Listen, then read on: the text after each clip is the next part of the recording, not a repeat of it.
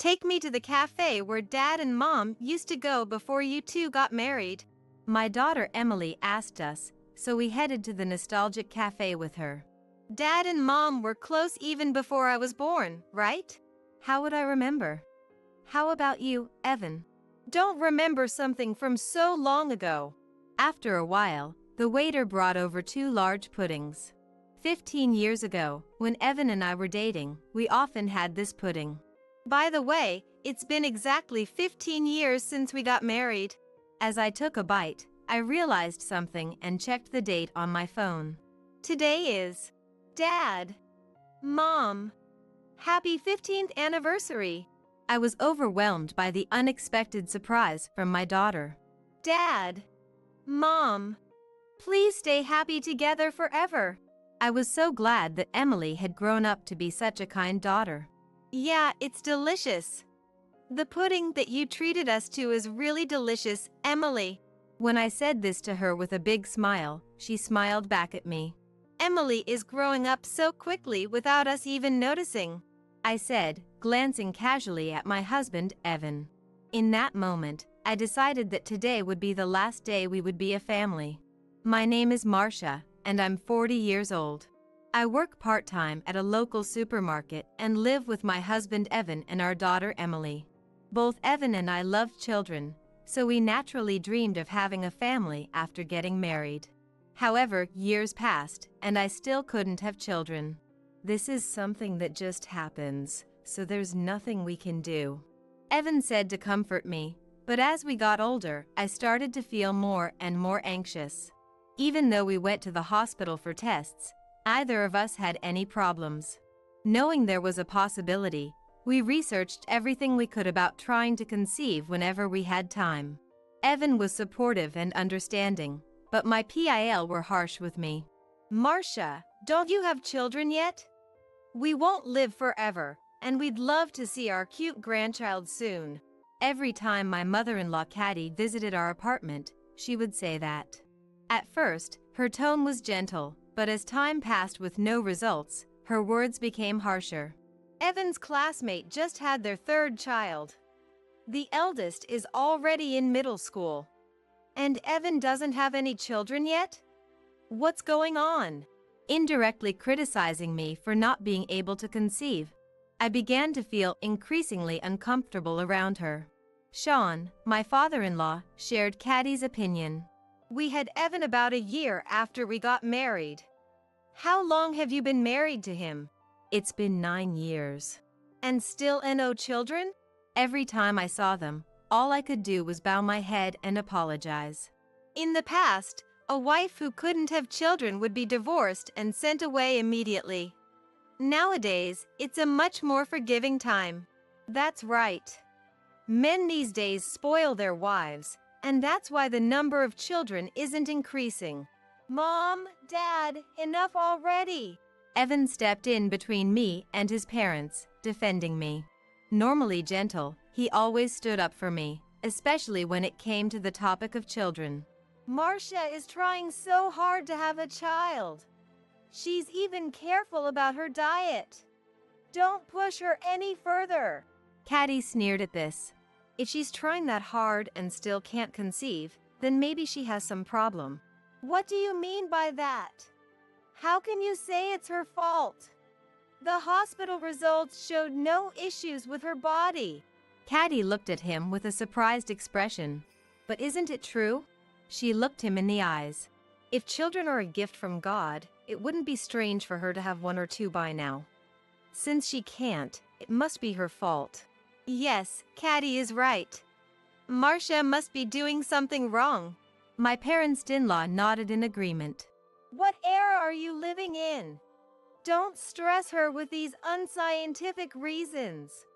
Mom, Dad, stop interfering with our lives. Evan forcefully escorted his parents out of the house. Don't let what Mom and Dad said bother you, Marcia. Evan comforted me with kind words, and I held back my urge to run away and face the infertility treatments. Evan did his own research on ways to conceive.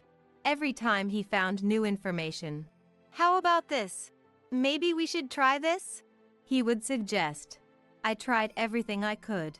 Maybe it was because of these efforts that, after 10 years of marriage, I finally became pregnant with our first child. Thank you, Evan.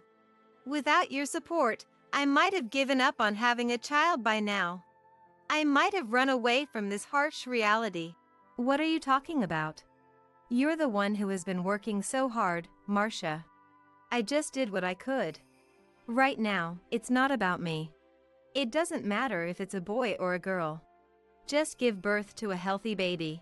Even when I felt overwhelmed with anxiety during my first pregnancy, just feeling his presence near me gave me courage. Then, as spring arrived, I safely gave birth to a healthy baby girl. Evan and I named our daughter Emily. Holding our newborn child in my arms, I found every feature, from her still-forming eyes, nose, and mouth, utterly lovable.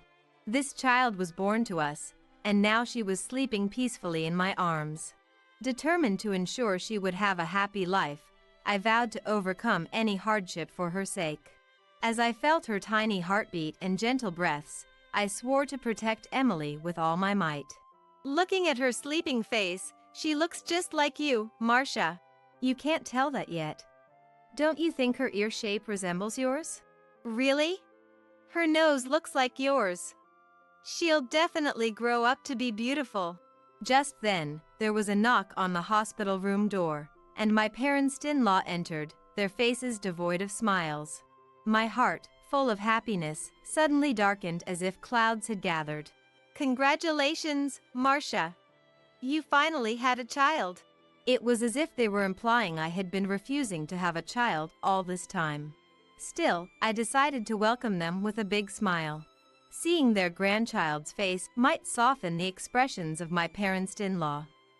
Somewhere in my heart, I hoped for this. However, the moment Caddy looked at Emily's face, she exclaimed, "After waiting for 10 years, and this is the result? I'm utterly speechless." She didn't even attempt to touch Emily. "If you were going to have a child, it should have been a boy. This is absolutely unacceptable." She dramatically placed her hand on her forehead and sighed. "Well, it's a girl this time, but next time, make sure to have a boy. We're counting on you." You're acting like Emily doesn't even exist. Did you come here just to say that? That's not it. We're simply hoping for a male heir for the family. Whether it's a boy or a girl, as long as the child is healthy, that's all that matters. Evan, the furious, was stopped by me tugging on his sleeve. "I'm sorry for not meeting your expectations, Sean, Caddy.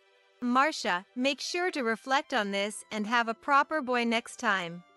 Though, given your age, we're not expecting much." With those words, my parents-in-law left the hospital room. They have no idea what they're talking about. I'm sorry. You have nothing to apologize for, Marcia. The way my parents-in-law treated me and Emily was deeply hurtful. However, Evan's empathy and support were my only solace. Despite this, my parents-in-law continued to disregard me and Emily at every opportunity. Caddy seemed to think that not having a son was a disgrace to the family.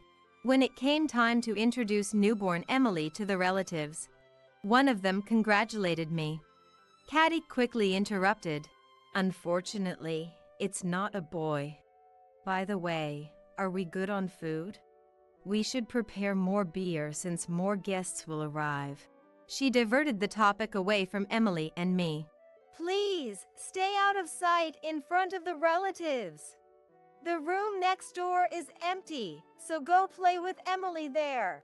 Caddy treated us like nuisances, physically distancing us from the family. 3 years passed, and Evan began to change. He used to be supportive, but now he was coming home late and often absent even on his days off, citing work as the reason. Initially, I accepted it as part of his busy job, but his behavior towards Emily also grew cold. One evening, as the front door opened, "Dad's home! Dad's home!" Emily dropped her picture book and ran to hug Evan's legs. Previously, "Hey, Emily. I'm home. Were you a good girl?" Evan would have smiled and lifted her up. But recently, without a hint of a smile, he said, "I'm tired. Marcia, take care of Emily." He forcibly removed Emily, who clung to his legs. Unfazed. "Dad, hug me." Emily persisted. "Be quiet. You're giving me a headache. If you don't behave, I'll throw you out." Emily, shocked by her beloved dad's harsh words, burst into tears. There, it's okay. Don't be scared." After she calmed down, I looked at Evan. "Whatever's happening at work, you shouldn't take it out on Emily." "Shut up! What do you know? Don't speak to me like that until you've given me a son."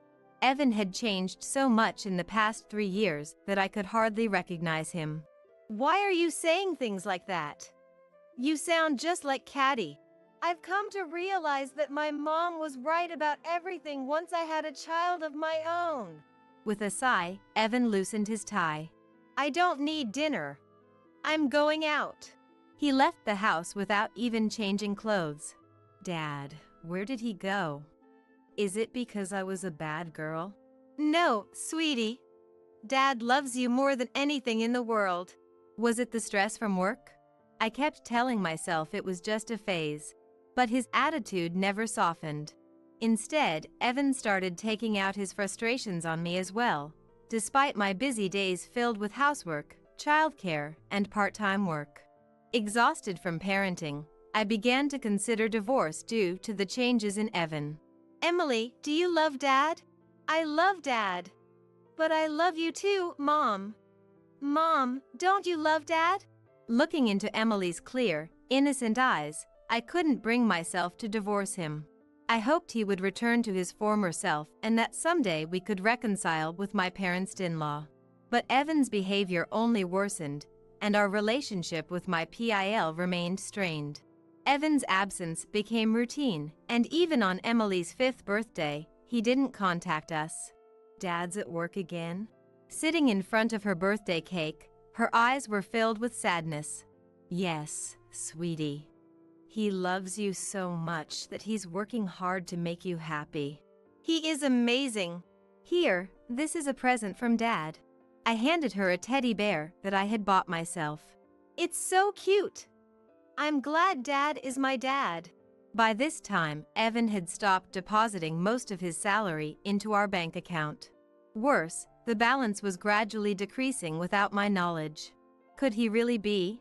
My distrust of Evan grew day by day. Fearing that our life might be disrupted, I made several promises with Emily. Turn off the lights when they're not in use. Go to bed by 9 p.m. If she wanted to read a book, we would borrow it from the library together. By cutting down on expenses and increasing my part-time work without neglecting childcare, I managed to stretch our budget as far as possible. "Mom, are you okay? You look tired." I didn't think I was overexerting myself, but I must have been frowning without realizing it. I forced a smile. "I'm fine, Emily. Don't worry." When I patted her head, she gave an awkward smile, even more so than mine, and said, "I'm glad."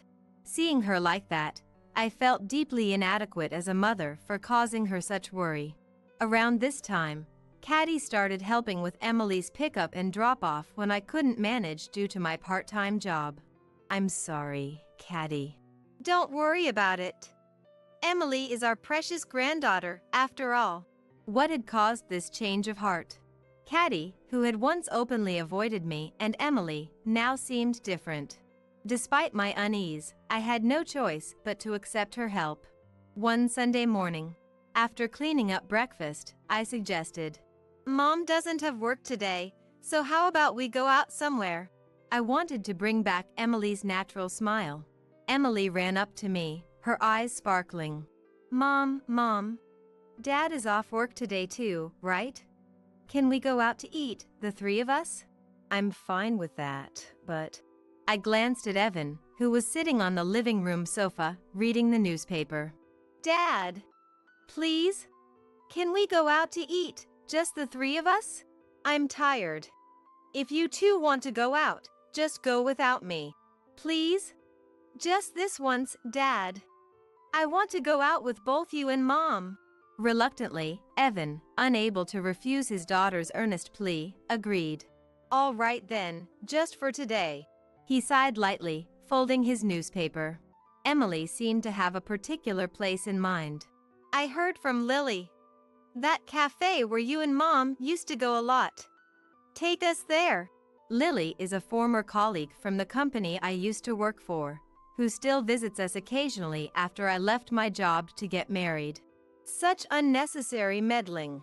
Evan clicked his tongue softly while gripping the steering wheel. Dad and Mom, you two were really close before I was born, right? How would you know? Do you even remember? How could I remember something from so long ago?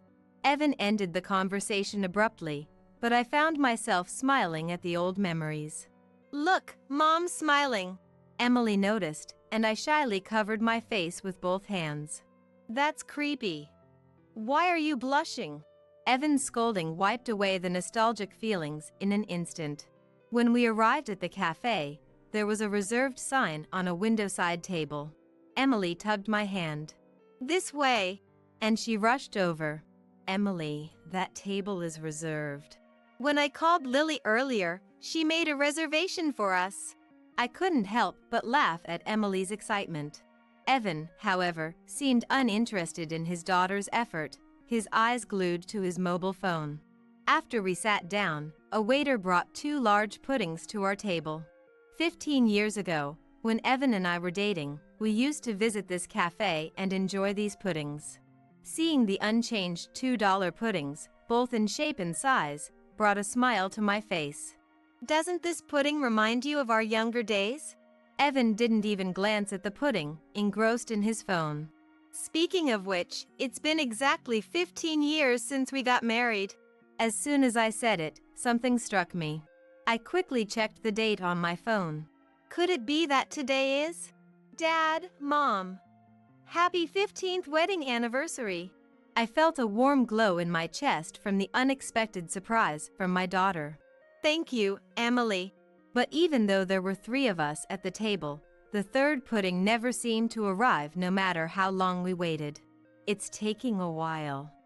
Emily, go ahead and eat this pudding. Emily shook her head vigorously. This is for you, Mom. Today is your wedding anniversary, so I'm not eating. I paid for it myself. I tilted my head in confusion at her words. Emily, where did you get the money? I had never given her an allowance. Grandma gave it to me. She said it was a reward for cleaning the bathroom and the yard. After I got home from preschool, I cleaned her house every day and saved up. Isn't that impressive? Emily proudly puffed out her chest, but I felt a sense of unease. Did you want to do that yourself? Or did she tell you to do it? I wanted to give you 2 a present for their anniversary. Caddy said if I wanted that, I should clean the house. I really wanted to eat the pudding too, but the store clerk said I only had enough money for 2. Next time, I'll save enough to buy 3. Seeing Emily's eyes sparkle with determination, I felt more sadness than joy. Dad, Mom, please stay happy together forever. Emily's earnest wish made it impossible for me to hold back my tears. Even though she was so young, she had noticed the strain in my relationship with Evan. No matter how much he avoided her and me, to Emily, he was the only dad in the world. For her, it was only natural to want her parents to get along. Realizing how much strain I had put on Emily made me feel deeply ashamed. Emily, I really appreciate your feelings. But you should eat this pudding. No. It's not mine. It's your pudding. Why won't you eat it? Emily's face started to crumple as if she was about to cry, and I hurriedly tried to soothe her. I'm sorry. This is Mom's pudding. I took a spoonful and put it in my mouth. It's delicious. The pudding that Emily treated me to is so delicious. Seeing my beaming smile, Emily finally looked satisfied and smiled back. I ate half of the pudding and then slid the plate over to Emily. It was so delicious. Mom's full now, so you can have the rest. Oh, all right. Emily began eating the remaining pudding.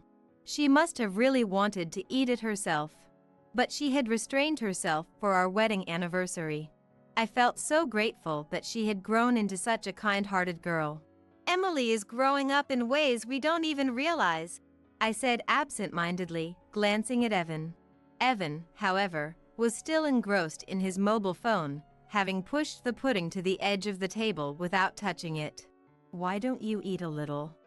She went out of her way to treat us, I suggested. If you want it, you eat it. I'm not in the mood right now, he replied curtly. His indifferent response made me doubt my ears. Didn't you hear what Emily said? Yeah, I heard her. Something about our wedding anniversary. Sorry, I was thinking about other things, he said, handing the pudding to Emily. Did you really think adults would be thrilled with something as sweet as pudding? Here, Emily. You should eat it. You don't have to say it like that. You should appreciate her kindness, I snapped. Well, I'd be much happier sleeping at home than being treated to this pudding, he retorted. I couldn't contain my anger at his utter lack of appreciation for Emily. Is that how you talk to your daughter? Evan didn't seem to hear my question, his eyes still glued to his phone. Dad, do you hate me? Emily asked, tears welling up in her eyes. Sorry, Dad's busy right now. Don't bother me, Evan replied dismissively. Do you want to go home? Emily asked, her voice trembling. Yeah, let's go home, he said, standing up without a care in the world. How could he not notice his daughter's feelings? Emily doesn't need a dad like that. My feelings for Evan chilled dramatically. Back home, Emily remained downcast. Something Evan was too absorbed in his phone to notice. I opened the drawer in my room and slipped the savings I'd been accumulating for emergencies into my handbag, then rushed out of the house and headed to a detective agency in the next town. A month later, I was called by the detective and informed of a certain fact. He is definitely having an affair. Spread across the desk were dozens of photos showing Evan enjoying meals with a young woman and entering and leaving hotels. So, it was that after all. Some part of me had always been prepared for this. Seeing those photos didn't shake me. What surprised me most was that his infidelity involved multiple women. It seems he didn't have a specific partner. He used dating apps and social media to meet women indiscriminately, with most encounters ending after just one meeting. Still, the fact remained that Evan had betrayed Emily and me. I immediately went to pick Emily up from kindergarten and headed straight to the train station instead of going home. I called my dad, Neil, and my mom, Rosie, explaining the situation and asking if we could stay with them for a while. Aren't we going home? Neil and Rosie are waiting for us. They're excited to see you, Emily. What about Dad? I couldn't bring myself to answer her question. Upon arriving at my parents' house, I mailed the completed divorce papers to Evan. Hey, what do you mean by divorce? 3 days later, Evan called after receiving the divorce papers. It means exactly what it says. Don't be ridiculous. Bring Emily and come back right now. Neither Emily nor I have any intention of returning to your house ever again. Evan, not considering his own actions, started to blame Emily and me. Just cancel the divorce. If you come back now, I'll forgive this whole thing. Hang up and come home immediately. Understand? Are you finished? What? I already know about your multiple meetings with other women. The evidence is overwhelming. His voice became panicked on the other end of the line. It's not just the infidelity. What I find unforgivable is your attitude towards Emily. What did I ever do to her? For years now, you haven't contributed your salary to the household. Moreover, you've been withdrawing large sums from our joint bank account every month. Did you think I wouldn't notice? That account was meant for her future, as we agreed. How could you touch that money? I just borrowed a bit. I was going to put it back soon. He quickly made excuses, but the amounts were too large and the period too long to be a mere loan. You were buying expensive brand name gifts for the women you liked, weren't you? I know everything. I have nothing more to say to you. Just then, Emily came over and leaned toward the phone. I hate you, Dad. Goodbye. Emily? Tomorrow, we can go to the amusement park together. Evan continued to say something, but I hung up and immediately blocked his number. Evan and my parents-in-law refused to accept the divorce, so we had to go to court. His reason for rejecting the divorce wasn't because he still had feelings for Emily or me, but because he cared about appearances. However, the evidence of Evan's infidelity gathered by the detective was decisive, and the court fully recognized my claims. Ironically, his affair started when he was researching fertility treatments. He came across an ad for a dating app on social media. Out of curiosity, he checked it out and found a woman he liked. What began as light messaging to relieve stress escalated until he couldn't stop himself, eventually meeting the women in person. I never realized how much fun meeting different women could be. He confessed bitterly when he realized he had lost. I was awarded full custody of Emily, and she is now living peacefully at my parents' house under their loving care. Caddy's habit of making a 5-year-old do household chores had already become a neighborhood rumor. It was reported that she forced her to redo the cleaning, even if a single leaf was left in the yard, making Emily cry. Learning that Caddy had used Emily as a servant, under the pretense of being kind, brought me to tears. The divorce further tarnished the reputation of my parents-in-law, who were already struggling under the weight of their actions. Despite the cold looks they received at work, they had to continue to pay the alimony and child support. On the other hand, my parents Neil and Rosie adore Emily. Emily will be a first grader soon. How about we go look for a school bag this Saturday? Or would you prefer the aquarium? Let's make pot au feu tonight with the vegetables Neil harvested. Emily loves it, right? Eat as much as you want. Initially, Emily would sometimes cry, missing her dad, but now my parents do everything they can to bring out her genuine smile. As a result, her no longer forces herself to smile just to cheer me up. She now shows her pure, innocent smile from the bottom of her heart. Watching her radiant smile, I am determined to protect her pure and kind heart. Your son made me pregnant. Excuse me? Pay $30,000 as alimony. When I picked up the restaurant's phone, I was told that with a young woman's voice suddenly. She was utterly one-sided in the conversation and not even giving her name. I completely underestimated that must be a prank call. So I never expected that this call would lead to such a mess. My name is Melissa Brown. This may sound self-flattering, but I run a popular restaurant somewhere in New York City.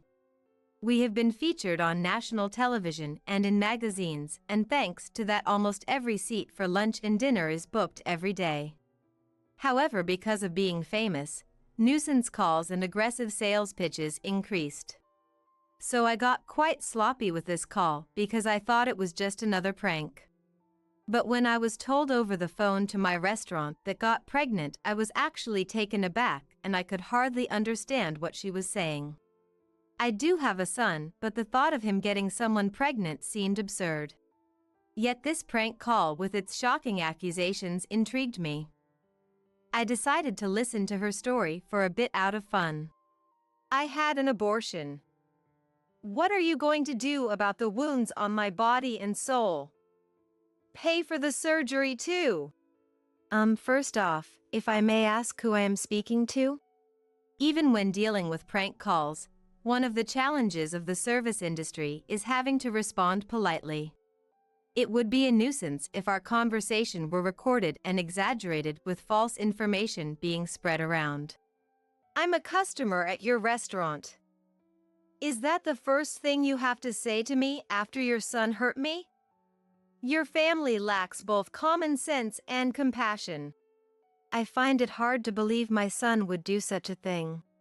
My staff in the kitchen and at the counter glance over at me as they sense this isn't a usual dinner reservation call. I smiled and waved at them to make them feel safe and assuring them that everything is all right. Your son assaulted me on a dark street. And you recognized him in the dark? Of course. But are you sure it was my son? Don't play dumb. I'm absolutely certain. It was your son who lives with you. I've been so scared since then, I even can't go out alone. What are you going to do about this? She started detailing how the assault had happened. I think you might be mistaking my son for someone else. But this seems like a serious matter. Can we meet in person to discuss it? Most people who make prank calls like these tend to shy away from meeting face to face. So suggesting a meeting is a good way to get them to back down. In the beginning I was merely entertaining her call out of fun, but as it seemed to be dragging on, I proposed the meeting to end the call soon. You saying, meet with the criminal's parent? How dare you suggest that kind of thing to a victim? But I'd like to verify your story in person. Are you saying I'm lying? That's not what I mean. To be honest, I wanted to say you're lying, aren't you? But I held back. Then she started berating me and saying, I can't believe a person like you is a business owner. Why don't we meet and talk about this anyway? No matter how many times I suggested it, she continually refused to meet. I see. So what do you want me to do? Pay me alimony. $30,000. But it's a case of mistaken identity anyways, and also I can't afford such a large amount of money. You can pay. I know your business is thriving. Pay it or I'll sue you. Even though my business is thriving, it's just a small place and $30,000 is a large amount of money and I don't even intend to pay. Are you sure you want to involve the police? I don't mind. At my unhesitant response, the woman fell silent for a moment. If my son truly did such a thing, I should hold him accountable as a parent. But I don't think he did. You're pretty confident he didn't do it, huh? Maybe you should have some doubts about your own son. I would believe it if there was evidence. Do you have any? Evidence? I'd be troubled if you asked me for money without any proof. There was silence on the other end of the phone as the woman seemed to be contemplating something. If there's no proof, I'm hanging up. I said that and trying to end the call, then. Hold on. If there's evidence, you'll pay the alimony, right? Well, I would consider it. Then wait. I'll bring the evidence.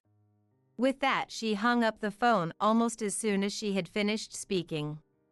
Owner, are you all right? There's no problem. It's just a prank call. One of my employees, Mr. Murphy, voiced his concern, so I reassured him like that. There's no way she has any proof, so I don't expect she'll call back again. But I have an uneasy feeling that she might barge in and cause a scene at the restaurant. In the evening, while preparing for dinner, I had completely forgotten about the phone call. Mr. Murphy ran up to me, holding a manila envelope in his hand with his face as pale as a ghost. What's the matter? It's not like you to run in the restaurant. Owner, this came. What he handed me was a letter. Ms. Melissa Brown. I was assaulted and impregnated by your son. Please transfer $30,000 as alimony. Written below were the bank transfer details and the recipient's name was Karen Williams. Mr. Murphy was pale and disturbed because he was the first to see the contents of the unsealed and unsigned letter. Calm down. But you know my son, right? Hearing this, he seemed relieved. There was something else in the envelope. I pulled it out and it was a pregnancy test. What's that? This commotion attracted the other employees. All of them seemed taken aback. Could it really be the owner's son? Some employees gave me a contemptuous look, but they were quickly convinced when I explained. I put away the things that had been sent on my desk and returned to my usual work. A few days passed without transferring any money, but during this time there was an unsettling incident. Owner, this came again. Mr. Murphy came with the manila envelope in his hand and looking fed up. I see.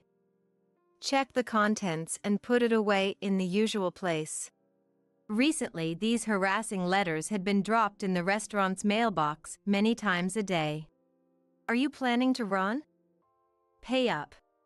The owner is a parent of a criminal. Her son got a college girl pregnant and didn't even apologize. The owner of this restaurant is a heartless and cruel woman with no sincerity. Irresponsible, overprotective, toxic parent. It's your fault your son became like that. Take responsibility. I'll make sure no customers come to this restaurant. It's for the good of the world, for the good of the people. I wonder what would make customers stop coming to a restaurant. Like those restaurants where they put that greasy, black, and disgusting thing in the food. I wouldn't go there again, that's for sure. The content escalates progressively and the last part is practically a threat. Thankfully, no claims have been made that anything is actually in our food. But the constant anxiety that we might be set up is exhausting. Amid all this, something caught my attention. Well, again, a vacant seat increased at lunch. The number of customers was just gradually decreasing.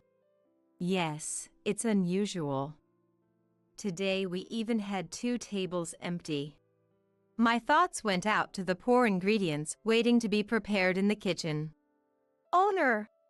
I looked up at Mr. Murphy's call to see him heading my way with his laptop. Look at this review site!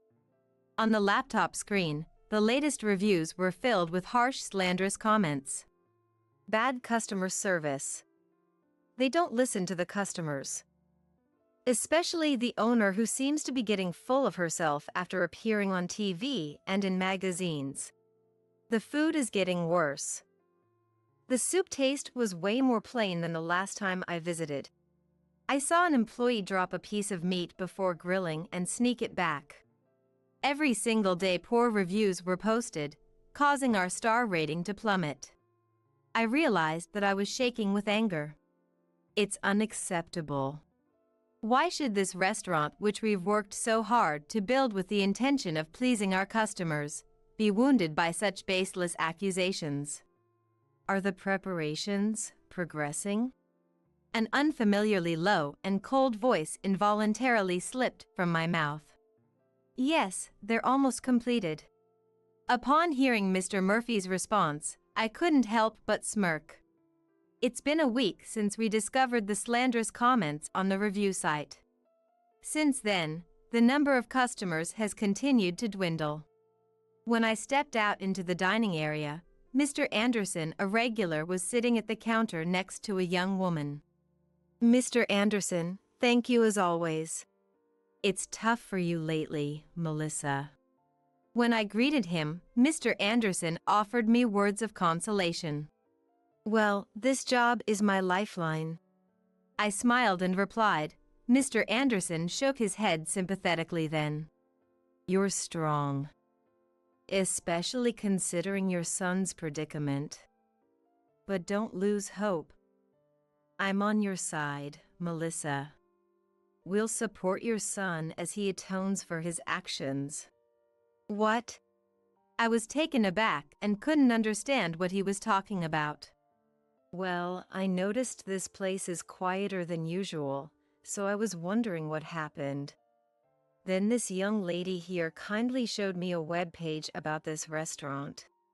With that, he gestured towards the pretty woman in her early 20s sitting next to him. I really feel for you. I love this place, so I thought I'd come here more often to help out in any way I can. Come to think of it, I recalled seeing this girl in the restaurant quite frequently recently. Excuse me, but what's written here is a misunderstanding. The regulars here were wondering why the place has been so empty recently. So I explained it to them. What? I doubted my own ears and trying to make sense of what she was saying. I mean, isn't it sad not to know the truth? Besides, I thought the owner would be happy to know that people like me and Mr. Anderson still come to this place. You've been spreading online rumors which we're not even sure of to our patrons? I unintentionally raised my voice, forgetting all about formality. Wow, it's scary. The internet says the owner is a terrible person and I thought it wasn't true. But it seems you really are like the parent of a man who assaulted women. I suggest that you should apologize if you think you did something wrong. She twisted away from me. Her movements were as if she expected me to punch her even though I had not raised a hand. Miss, that's not a nice way to talk. Melissa is probably tired from all the things happening. Mr. Anderson defended me, but that wasn't the point. I was about to explain that the fundamental issue was different than suddenly her bag fell from the back of her chair. It must have moved while she was twisting and turning. Despite my simmering rage towards her, my service industry instinct kicked in and I moved to pick up her bag. But then I saw it. Karen Williams. The name written on the student ID card that had fallen out stopped me in my tracks. No worries, I'll pick it up myself. She hurriedly got off her chair to pick up her bag and ID, but I got there first. Hey, give it back. But it wasn't a mistake. That name was the one on that letter with a pregnancy test, which wouldn't serve as evidence of anything. So it was you. I've been looking for you, Karen Williams. I must have swapped it with a friend's by mistake. I'm not Karen. Your face and the one on the ID are the same. Interesting. So you're a student at Central College. No, I'm telling you, you're mistaken. Beside her, who started being flustered, Mr. Anderson was clearly puzzled and having no idea what was going on. I'm going to sue you. My words spoken in front of a few scattered patrons caused everyone in the bar to turn around. What? What did I do? I believe you're the one who knows really well what you did. Since we're all here, why don't we let everyone hear? I looked around the bar. It was mostly filled with regulars. While it's nice to have regulars, it meant that almost no new customers were coming in. I couldn't help but feel furious about this young woman disrupting our business.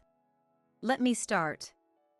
Are you the one who called claiming my son assaulted you and impregnated you?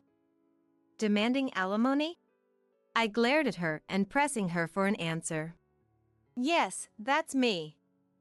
I'm the one your son assaulted. Seeing that there was no way to deny it anymore, she admitted it surprisingly readily. What? You want to embarrass me in front of all these people? This could backfire, you know, considering the reputation of your bar. She crossed her arms defiantly and completely brazen. Her attitude only served to fuel my anger further. Mr. Murphy, bring everything over.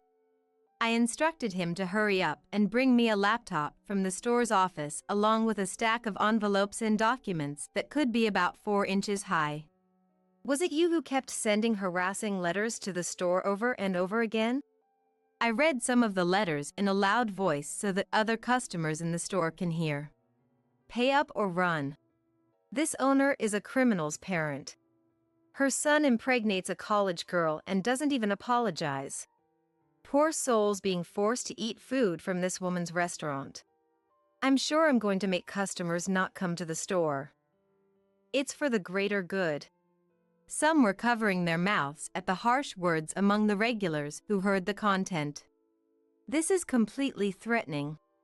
There's no evidence that I sent this letter. Maybe some outsider who heard the rumors sent it just for fun. As she was desperately making excuses, I silently opened my laptop and presented her with the screen of another review site. Some of you here may have seen this, the defamation on this review site. You did this too, right? I'm saying, where is the evidence? Are you all right in the head? Evidence, evidence. You seem to love evidence so much. Even though the one you presented is such a mess. I showed the first received letter and the pregnancy test to Mr. Anderson, who was nearby. This is the pregnancy test she brought as evidence. What do you think? Isn't this red line just a marker? Even my old eyes can see that. The customers who were listening started to buzz. But this might not prove that I was assaulted, but it doesn't prove that I'm wrong either. No matter what happens, she is insisting and shouting angrily that she is the victim. I was assaulted by your son. He said it himself. It's disrespectful to doubt that. The customers are whispering in hushed tones and seems not sure whom to believe. Since I, the victim, am saying it, it must be absolutely true. She started to cry as if to attract sympathy. Well, I'll prove it then. My son, he's 3 years old yet. Upon hearing this decisive fact, she let out a small "What?" as if deflated. My son may be a bit rambunctious and strong for a 3-year-old, but there's no way he could assault you. No way. I know you have a big son. You live together, right? I even have a picture. I heard you talking about dinner. Saying that, she pulled out her smartphone and showed a picture of what looked like a young man talking to me at the back door of the store. Oh, isn't that Taylor? See. You do have 2 sons. Perhaps regaining confidence from correctly naming the person in the photo, her tone increased. That's not correct. I immediately denied what she said. Then who is this person? Don't tell me he's your lover? Having an affair with a younger guy and then that guy impregnates a college girl, what a scandal. Not only is your store done for, but your marriage too. To her triumphant words, I revealed something. This is my niece. Your niece? Yes, and actually it's a girl.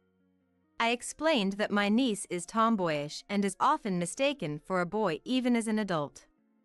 She's a college student, and as she boards at my place, I ask her to cook dinner and pick up my son as a form of rent payment. If you need evidence, want me to bring her in person for you to check? I told this to her, who stood there shocked and seemingly unable to hear me. By the way, I've already gathered all the evidence about the harassment letter and the posts on the review site. Evidence? No way. She seemed like she might collapse any second and turned to face me weakly. I've already consulted with the police and my attorney. I explained step by step the preparations I've made with the help of Mr. Murphy, one of my employees. The first piece of evidence was a letter from her with fingerprints that matched those found on the harassment letter. All posts on the review site were confirmed to be from the same person after a disclosure request. With no way out, she sunk to the floor as she drained. You were just saying that it's better to apologize quickly if you've done something wrong, weren't you? She mumbled something while looking pale and looking down, but I couldn't make out whether it was an apology. I will contact the police about you. I'll inform your parents and your college as well. Be prepared for a lawsuit for emotional distress damages. No, please don't do that. I'm still a student. Please spare me. You may be a student, but you're an adult, over 18 years old. You will take responsibility for your actions. I can't handle that. Please, stop. Subsequently, I filed a criminal complaint against Karen Williams for defamation and business obstruction, as well as for damages to the shop. Apparently, she had always been a big spender, buying brand bags and clothes on credit, and ended up committing these crimes after she was unable to make her payments. As a result, she was expelled from her college. This incident even made the news, and I've heard that now she is the one who has been receiving harassments after her personal information was exposed. Through my lawyer, all the slanderous posts on the review site were deleted. The uproar unexpectedly turned into a positive result as it cleared up the misunderstandings among my regular customers. Now the number of customers has returned to normal. While the incident did deter new customers, there were almost no regulars who left, even despite all the lies that Karen had been spreading. There's no doubt that it was pleasing to know that her claims weren't taken at face value. Moving forward, I aim to continue running the restaurant to meet the trust of my customers. Standing is common sense for a daughter-in-law. I had been preparing food and welcoming guests since the morning at a family gathering. Being 9 months pregnant, I was taking a short break on the sofa in the back. When my mother-in-law, Susan, found me sitting, her expression changed drastically as she approached me and snapped those words. "Susan, I'm sorry. I'm just having some discomfort in my stomach." Unable to stand due to the pain, I apologized while remaining seated on the sofa. As I struggled to get up, Susan, seeming to give up, turned to leave but then shockingly kicked my stomach. "Susan, how could you?" I immediately curled up to protect my stomach, and fortunately, I didn't feel much pain. "It's your useless body that's the problem." This was a line I was all too familiar with after always being oppressed, but I was left speechless by the shock of being kicked in the stomach. Someone, who had been silently watching this scene, waited until Susan was seated, and then. "My name is Anne. I'm a 32-year-old housewife. I live happily with my husband Tom and our 3-year-old son. I am currently 9 months pregnant with our second child." Before the pregnancy was confirmed, it was decided that Tom would be transferred to work abroad alone. Although Tom insisted on staying in America, I didn't want him to give up his dream of working overseas, a goal since our dating days. After I encouraged him to the end, he promised to go abroad for just 3 years, and then he left. While I felt joy in supporting my husband's dream, there was one concern: the insidious harassment from Susan and Mike, my father-in-law. While Tom was around, they adored us, but in his absence, they subjected me to daily verbal abuse. Since Susan and Mike were kind in front of Tom, I always tried to bring him along. But for the next 3 years, I'll have to endure their malicious harassment alone, which is disheartening. However, I couldn't discuss it with Tom, knowing it would only add to his worries and considering Susan's feelings towards her son. Initially, I tried to please them by complying with everything, but no matter what, I only faced their resentment. All I want is to get along with Mike and Susan. Desiring a peaceful relationship with Susan and Mike, one day, I finally broke down and decided to be submissive. Then I heard shocking words from them. "You stole our precious son from us." That's what Susan declared. "Ever since you married our son, he hardly pays any attention to us." I finally understood the root of their relentless harassment. Susan and Mike were so overly fond of their son that they were jealous of me, his wife. "If that's the case, I can always come with him." Startled by Susan's unexpected confession, I tried to find a solution and offered various suggestions. "The best thing would be for you to leave our son alone." "Right. Then he might return his love to us." I was stunned by Susan's wish. The thought of them wanting a divorce because they felt their son's affection for them had diminished gave me chills. And this distorted expression of their love even scared me. "Don't you like the idea of your son building a new family?" I asked tentatively. "New family? That's ridiculous. Our family is enough. No matter how old our son gets." Realizing the extraordinary love they had for their only son, my husband, I was speechless. "I love my husband. I want to get along with you and Susan, but I have no intention of leaving him." Normally quiet, this was one point I could not concede. Seeing my resolve, Susan scoffed and retorted. "Are you so confident that no matter how we treat you, you won't leave?" From that day on, their harassment only intensified instead of diminishing. At one point, Knowing I was allergic to shrimp, they sneakily added it to the fried food. I was about to eat it when my husband, who always harped on about my allergy, noticed and warned me. Shrimp? I'm sorry. Actually, this was a gift. I forgot you can't have shrimp. Susan apologized to me repeatedly, making excuses. My husband seemed satisfied and asked her to be more careful in the future. But even as they spoke, Susan was stepping on my foot under the table. Amidst such harassment, we were leading a peaceful life when my husband's transfer overseas was confirmed. Susan and the others turned pale with shock as I celebrated. Overseas. That's going to be hard on the child and Anne, right?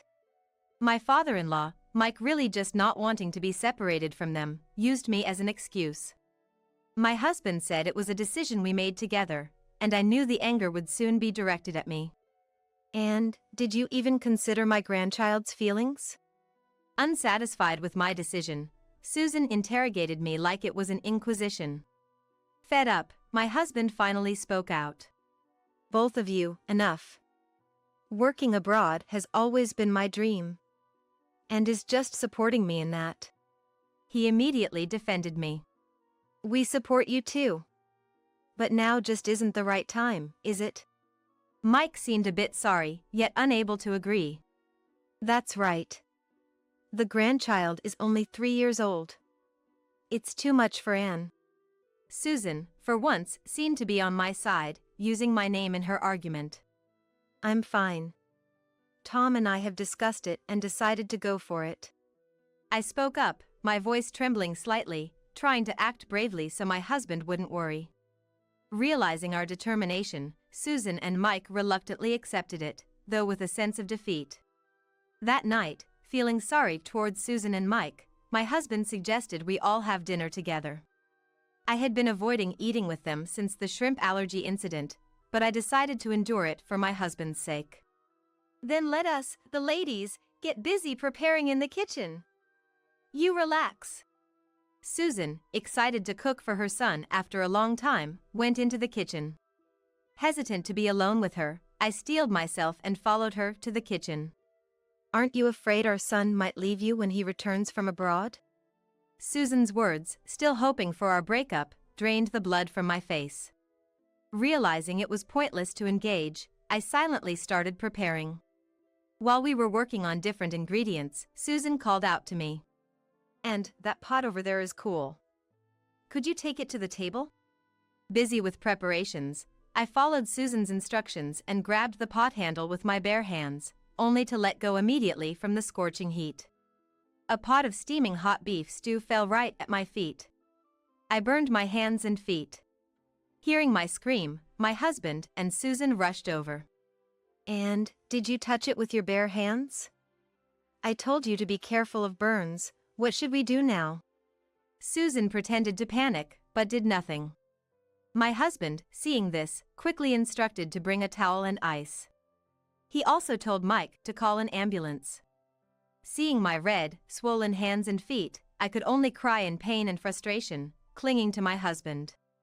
Thanks to his quick thinking, I received proper treatment at the hospital and was told it would take 2 weeks to heal. Slowly, my spirit was breaking from Susan's escalating insidious bullying. As time passed and my husband's departure overseas approached, I made sure to avoid Susan and the others completely. Despite their vengeful attempts to visit our home or call multiple times a day, I never responded. For their excuses to see their grandchild, I sent pictures with messages. To my husband, I told him the reason for not seeing Susan was because of severe pregnancy symptoms, which he understood. Half a year passed, and the annual family gathering, highly valued by my husband's family, drew near. Knowing its importance, and though my husband said I didn't have to attend, I decided to go. I informed Susan of my attendance in advance through a message. Her reply, seemingly eager to finally vent her frustrations on me, brought back the flashbacks of my burn injury accident and filled me with more fear. Then, the day arrived when everyone was to gather. I briefly greeted Susan and Mike, then spent most of my time with relatives of my age, keeping my distance. Standing is common sense for a daughter-in-law. I had been preparing meals and welcoming guests since the morning at the family gathering. Being 9 months pregnant, I took a rest on a sofa in the back. When Susan saw me sitting, she changed her expression and came over to me, throwing those words at me. "Susan, I'm sorry. I'm just having some discomfort in my stomach." Unable to stand due to the pain, I apologized but couldn't get up from the sofa. Seeing that I couldn't stand, Susan, seeming to give up, turned to leave, but then shockingly, she turned back and kicked my stomach. "Susan, how could you?" I immediately curled up to protect my stomach, and luckily, the pain was minimal. "It's your useless body that's at fault." I was used to being oppressed by her, but I was left speechless and shocked by being kicked. Someone, who had been silently watching this scene, waited until Susan was seated, and then, "Mom, what did you just do to an on the sofa?" Someone shouted loudly, making everyone, including me, turn towards the voice. There stood my husband, who was supposed to be overseas for work. "Tom." Susan uttered his name in a trembling voice. Painfully, I stood up from the sofa and slowly moved towards my husband. "What did you do to and just now?" he asked Susan, with an expression I had never seen before. "Tom, why are you here?" Until the previous day, my husband had apologized over the phone, saying he couldn't get a long leave and wouldn't be able to attend. I couldn't ask him to accompany me, knowing he had just been transferred overseas. Anne. I came back to surprise everyone. Tom's face softened as he looked at me, his expression changing completely from before. He rushed over to me, hugged me around my shoulders, and supported me. "But when I came back, I happened to see Mom and you having that interaction from the entrance." He had been frozen for a while, not understanding the situation as he had never seen Susan like that before. "I was about to ask and what happened when Mom kicked her." Hearing this, I realized he had witnessed Susan kicking my stomach. Looking up at my husband, I could see the anger in his eyes. "Tom, this is..." Relatives started gathering in the room, sensing the unusual tension, making the situation even more strained. "Tom, everyone is here, let's talk in the other room." Susan tried to calm my husband with a quiet voice, attempting to defuse the situation. "And you don't need to say anything. I want to hear it directly from Mom." Saying this, my husband turned his face towards Susan again. "No, let's hear it here, in front of everyone." The relatives, stunned by my husband's raised voice, watched the unfolding situation in silence. The commotion got Mike and Mike's brother's attention, who had organized the family gathering. "What's all this commotion about?" Seeing the unusual situation, Mike hurried to Susan's side. Upon realizing his beloved son was there in front of him, Mike looked even more shocked. "Dad, it's been a while. I didn't want our reunion to be like this, but I just saw something unbelievable." With Mike's presence, my husband regained some composure and continued in a calm voice. "What happened?" Mike looked slightly uneasy. He already knew Susan had done something to me. Having always turned a blind eye to Susan's bullying, he was part of it too. "It was just, and I were talking." Susan stubbornly refused to admit she had kicked me, trying to get out of this situation. However, my husband quietly glared at her, wanting her to confess. Sensing the conversation wasn't progressing, I finally spoke up. "You kicked me in the stomach, didn't you?" I finally revealed in front of everyone that Susan had kicked my stomach. Hearing this, the relatives began murmuring. "And what an accusation! I would never do such a thing!" Susan shouted, flustered. "Never, what, Mom? I saw it with my own eyes." My husband expressed his frustration and anger at Susan's denial and her true nature. As he seemed about to confront Susan, I urged him desperately to stay calm. "Tom, are you sure it wasn't a misunderstanding? Susan doing such a thing." Mike continued to defend Susan until the end. Hearing this, my husband's suspicion only deepened. "Dad, even now, you're siding with Mom?"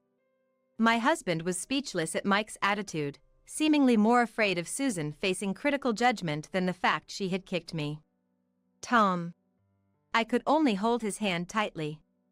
The ease with which his parents dismissed their daughter-in-law raised my husband's suspicions, bringing up a question in his mind. Anne. This isn't the first time, is it? My husband's intuition seemed to pick up on something from Susan's behavior. Trying not to worry him, I felt both frustrated and relieved that my strongest ally had finally appeared, bringing tears to my eyes.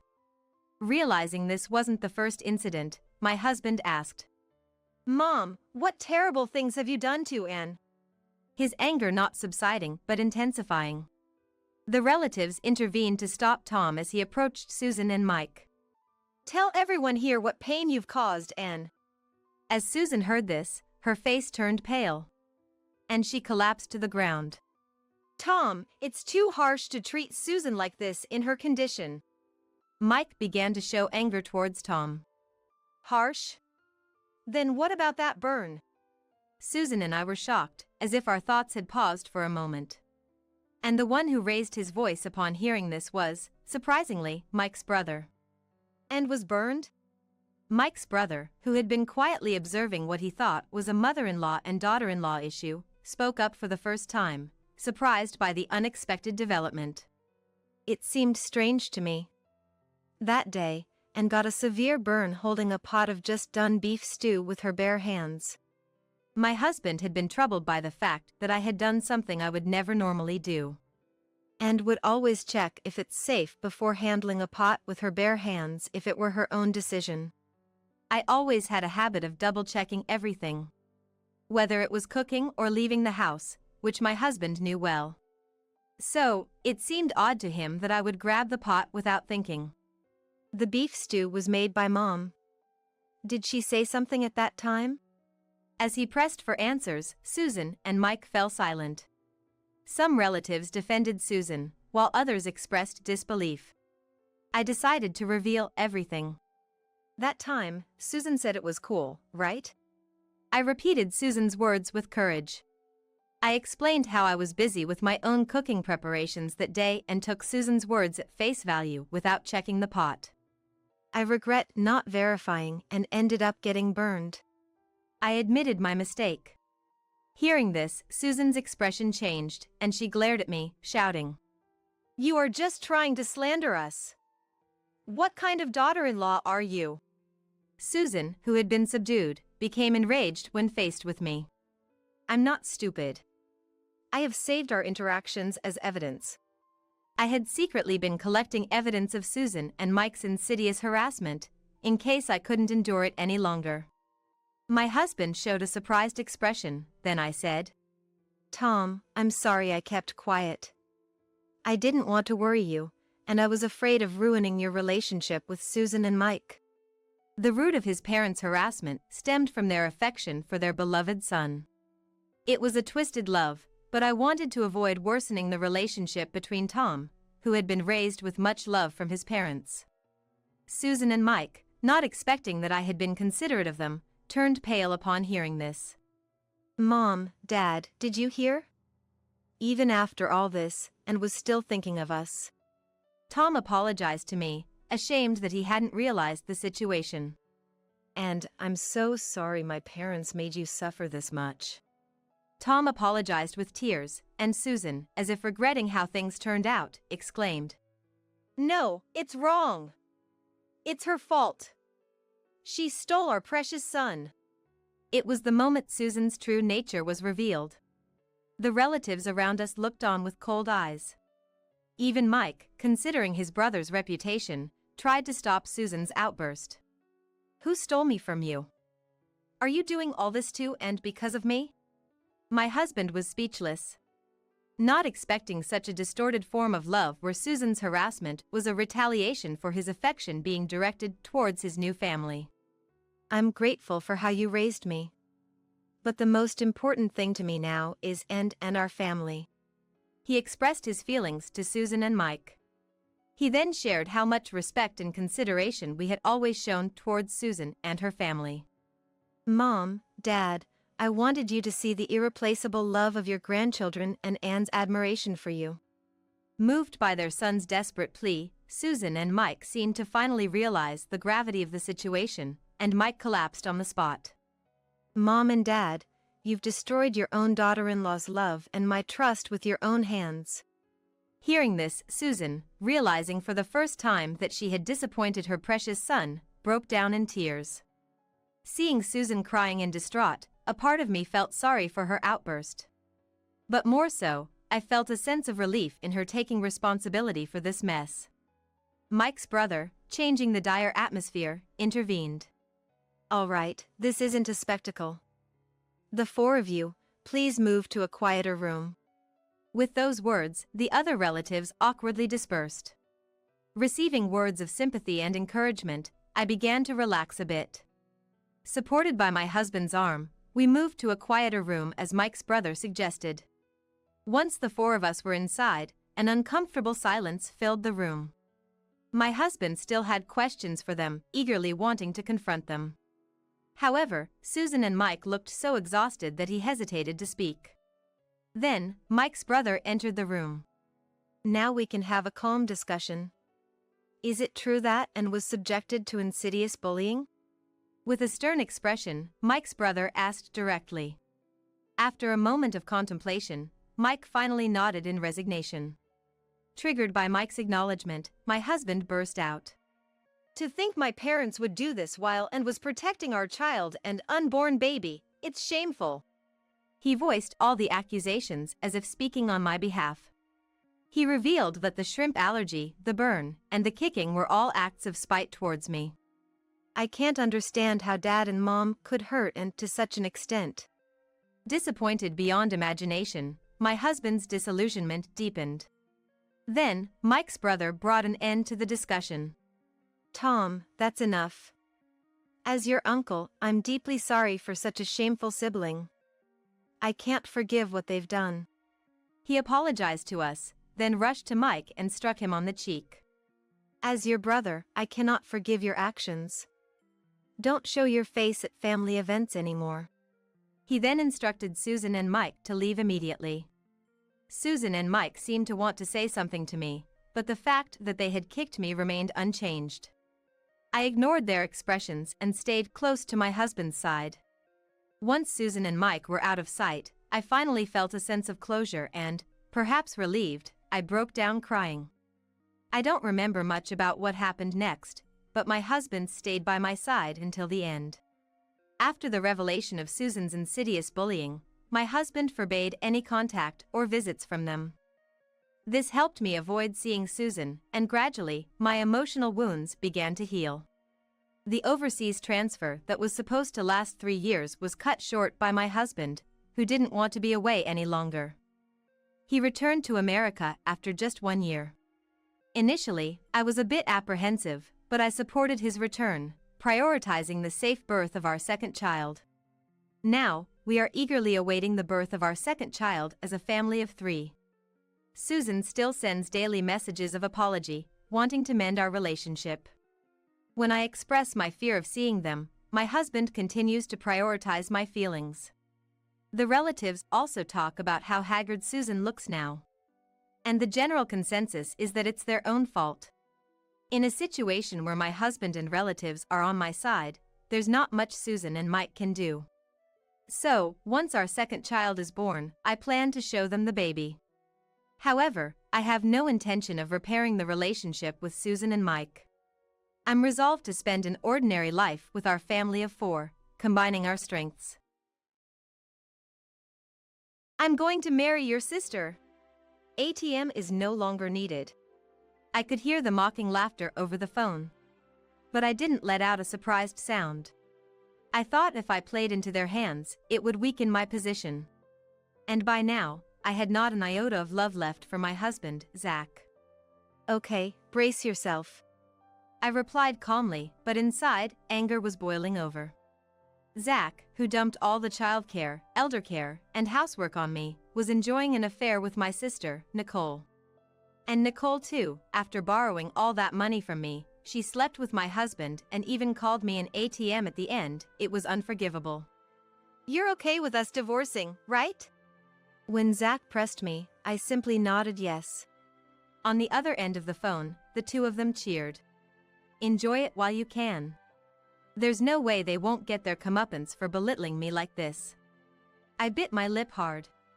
My name is Maggie.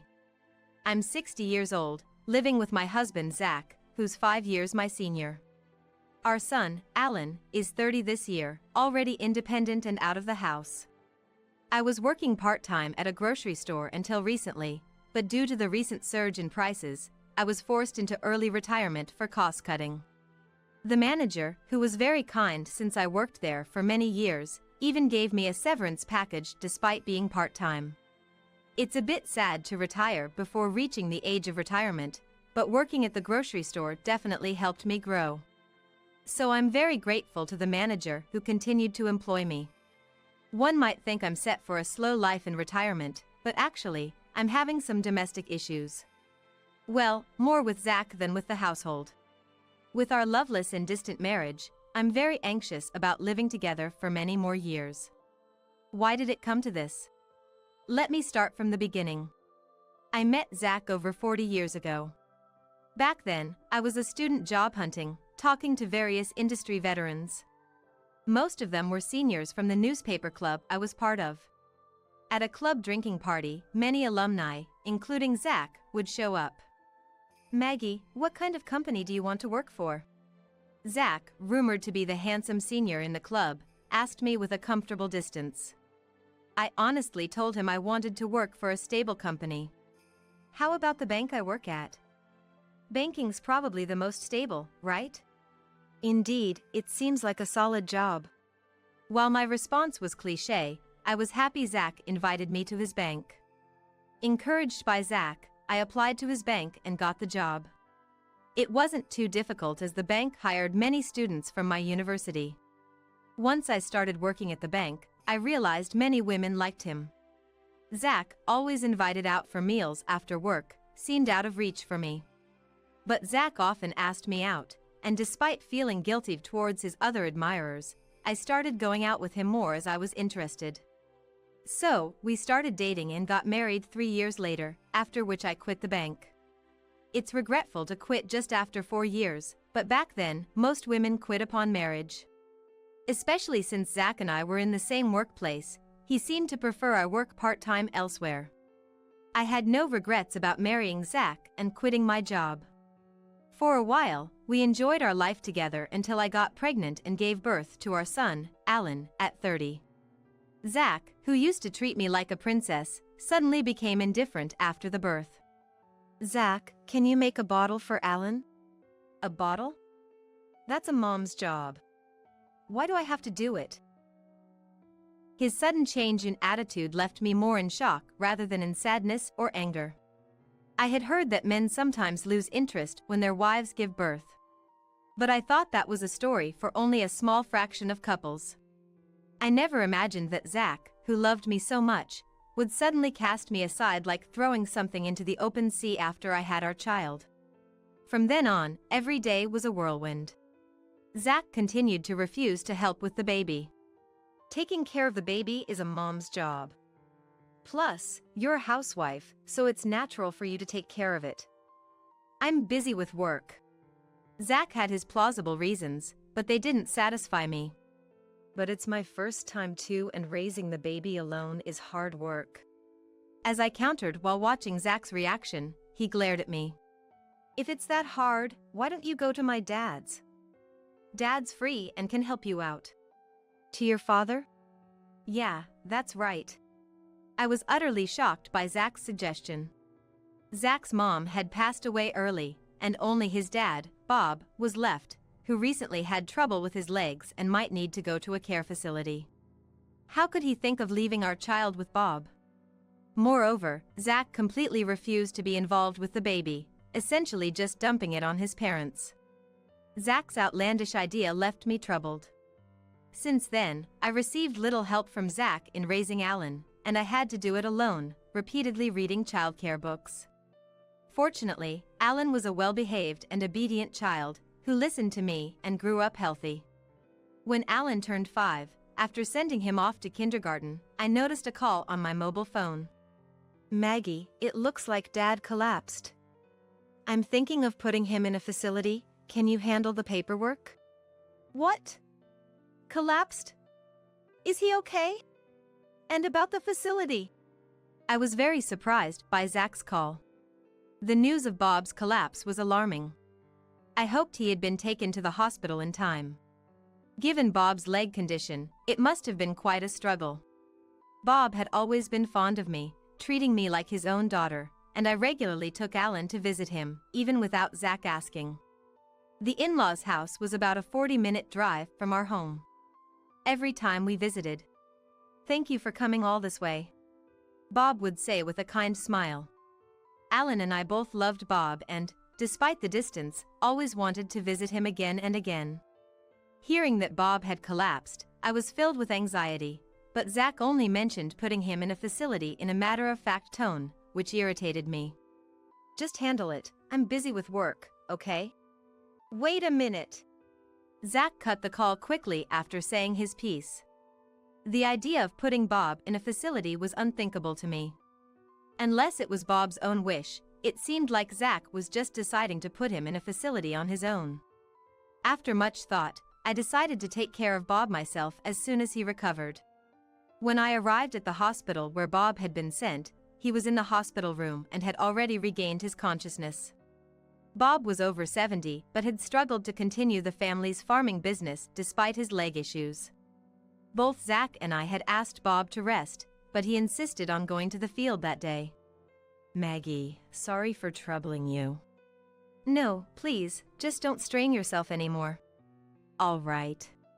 It seemed Bob had learned his lesson this time and stopped going to the field after being discharged. Bob's field was no longer used for crops, leaving only an empty land. Though it could be revived with care, the land would probably be passed on to Zach, his only son, who I doubted would take up farming. I felt sorry for the neglected field but thought it was for the best if it meant Bob wouldn't strain himself further. After that, I started caring for Bob, visiting the in-laws' house about 3 times a week. I also began working part-time at the grocery store around that time, juggling work, childcare, caregiving, and household chores. For childcare, I switched Alan from kindergarten to daycare with extended hours, managing to make time. I worked 4 mornings a week till after lunch and then went to the in-laws' house. After caring for Bob, I would pick up Alan from daycare, go home, and make dinner. It was very challenging initially due to inexperience. Though it became slightly easier as I got used to it, I didn't realize how tired I was becoming. I had no time to talk to Zach and was overwhelmed just dealing with the tasks at hand. 10 years passed in this manner, and I turned 45, Zach 50. By then, Alan had become a teenager and often rebelled against me. But I saw this as a sign of his growing independence and, while feeling a bit lonely, I was happy about his growth. However, Alan never showed any defiance towards Zach. In fact, he hardly ever spoke to him. Zach had abandoned any childcare responsibilities from Alan's birth, leaving everything to me, so it seemed Alan didn't really think of Zach as his dad. It was around this time that our loveless and distant family relationship reached a critical point. The catalyst was a call from my sister, Nicole. "Hi, Maggie. I just got back from a trip to Hawaii with friends and I've got some souvenirs for you. Can I drop by your place?" Nicole, my elder sister by 3 years, has always been reckless with money and had a fiery temperament, making us quite incompatible. She always wore flashy makeup and was more beautiful than me. I was suspicious of her intention to give me souvenirs but couldn't refuse her kind gesture and agreed. When Nicole came over the weekend, she handed me the souvenirs, which I realized were not from Hawaii and were clearly common sweets available locally. I chose to stay silent, thinking that pointing this out would only upset her. "Hey, Maggie. I'm short on cash this month. Can you lend me some money?" Suddenly visiting with a fake souvenir and now this, I wondered what she was up to. "Lend you money? Why?" I suspected it was just Nicole's usual spending habits leaving her broke. "Well, I've been feeling unwell lately. The doctor said I might need to be hospitalized. But I don't have insurance and can't afford the hospital and treatment costs." Nicole, sounding feeble, left me speechless. What kind of illness required hospitalization? I silently stared at Nicole, who looked at me pleadingly. Okay. Just pay me back after your treatment. Thanks. Sisters are the best. Nicole's face lit up as she shook my hand. Despite our differences, she was my sister and I wanted her to get well soon if she was ill. By the way, when is Zach getting back? Once Nicole knew I'd lent her the money, she casually asked this. Zach just went to the grocery store. Oh, I see.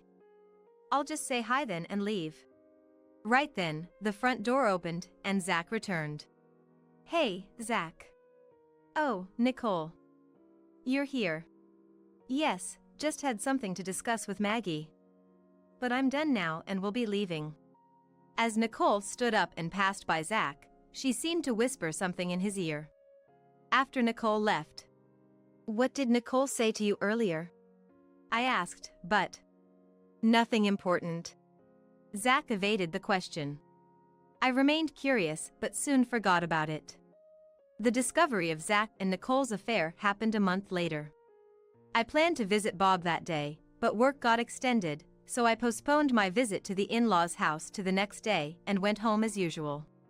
Alan was at the library, so only Zach should have been home. Why are there women's shoes here? As I took off my shoes at the entrance, I noticed a familiar pair of heels. They were the high heels Nicole wore over the weekend. Entering the house, the living room was empty, which relieved me momentarily. But then, from the bedroom, I heard faint, indiscreet voices of Zach and Nicole. What are they doing? I considered confronting them right then but hesitated at the last moment. What if Zach demands a divorce after being exposed? Alan wouldn't want to live with Zach. But I wasn't confident I could afford Alan's education fees alone. If we were to divorce, I wanted to wait until Alan had graduated from college. Frustrated, I decided to leave the house, pretending I saw nothing. Instead, I gathered evidence of the affair, taking photos of their traces and secretly saving the exchanges between Zach and Nicole from his mobile phone. It appeared they had been having an affair for about 6 months. Despite the anger boiling inside me, I reminded myself it was for Alan and endured, not exposing the affair. Another 15 years have passed since then, and Alan is now part of the working world. After graduating from college and leaving his first job early, Alan set up his own business and is now working hard as its president. And as the story goes, I had retired from the grocery store, but I was working a little at Alan's company. I had been giving Nicole money for her treatment bit by bit, but when her requests became too persistent, I grew reluctant to lend more and started ignoring her calls. In fact, the signs of Nicole and Zach's affair had disappeared about a year after it came to light. Zach probably got bored of Nicole. He changed his mind and chose to stay married to me. Knowing this, I couldn't bring myself to pursue the matter of the affair anymore and decided to pretend it never happened. But I realized my naivety when I heard about Bob's death. I got the news about Bob from Zach during the day. Bob had lived a long life until 95, but I was deeply shocked by the loss of Bob, who I had cared for so long. Bob, unlike Zach, was kind and considerate, so his passing felt like losing my own parent. Yet even then, Zach said, "Dad seems to have accumulated a lot of wealth, so that's exciting." Laughing. I was so angry that I thought of giving Zach a piece of my mind, but then I heard a woman's laughter from nearby. Oops, did she realize we're together? I was chilled to the bone at the sound of Nicole's voice. Had Nicole and Zach's relationship not ended after all? For 15 years, they had continued their affair without my knowledge. Realizing this, they seemed like an incomprehensible entity to me. "I'm going to marry your sister. ATM is no longer needed." I could hear the mocking laughter over the phone. But I didn't let out a sound of surprise. I thought if I played into their hands, it would weaken my position, and by now, I had not an iota of love left for Zach. "Okay, brace yourself," I replied calmly, but inside, anger was boiling over. Zach, who dumped all the childcare, elder care, and housework on me, was enjoying an affair with Nicole. And Nicole too. After borrowing all that money from me, she slept with my husband and even called me an ATM at the end. It was unforgivable. You're okay with us divorcing, right? When Zach pressed me, I simply nodded yes. On the other end of the phone, the two of them cheered. Enjoy it while you can. There's no way they won't get their comeuppance for belittling me like this. I bit my lip hard. After Bob's funeral, I filed for divorce as promised. When I informed Zach, he seemed so delighted that it felt like he was doing it on purpose. Now that we're divorced, you should leave this house as soon as possible. Me leave? I asked, surprised, and Zach nodded as if it were obvious. I'm going to live with Nicole, and you'll be living alone. This house is too big for one person. Anger turned to disbelief, and I said, okay. Too weary to argue, and agreed to Zach's demands. Though upset, I had already considered my living situation before the divorce. Leaving our home, I headed to Alan's, who was living independently. I had contacted Alan beforehand, and he welcomed his mom, who had just left Zach, with open arms. He's truly a kind son. I resolved to work even harder at Alan's company. A few days later, a man claiming to be a lawyer contacted me. When I went to the specified location, Zach, Nicole, and the lawyer were seated. I am in possession of a will left by Zach's dad, the lawyer said, and took out the will signed by Bob from his bag. I was surprised as I didn't know Bob had left a will. As Zach's only child, he was the legal heir to Bob's assets. Being no longer Zach's wife, I had no claim to any inheritance.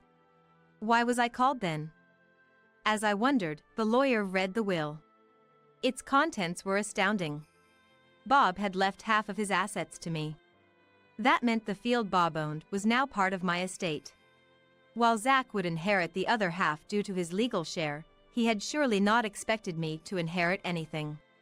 Why does Maggie get half of the inheritance? I'm his only son, I should receive it all.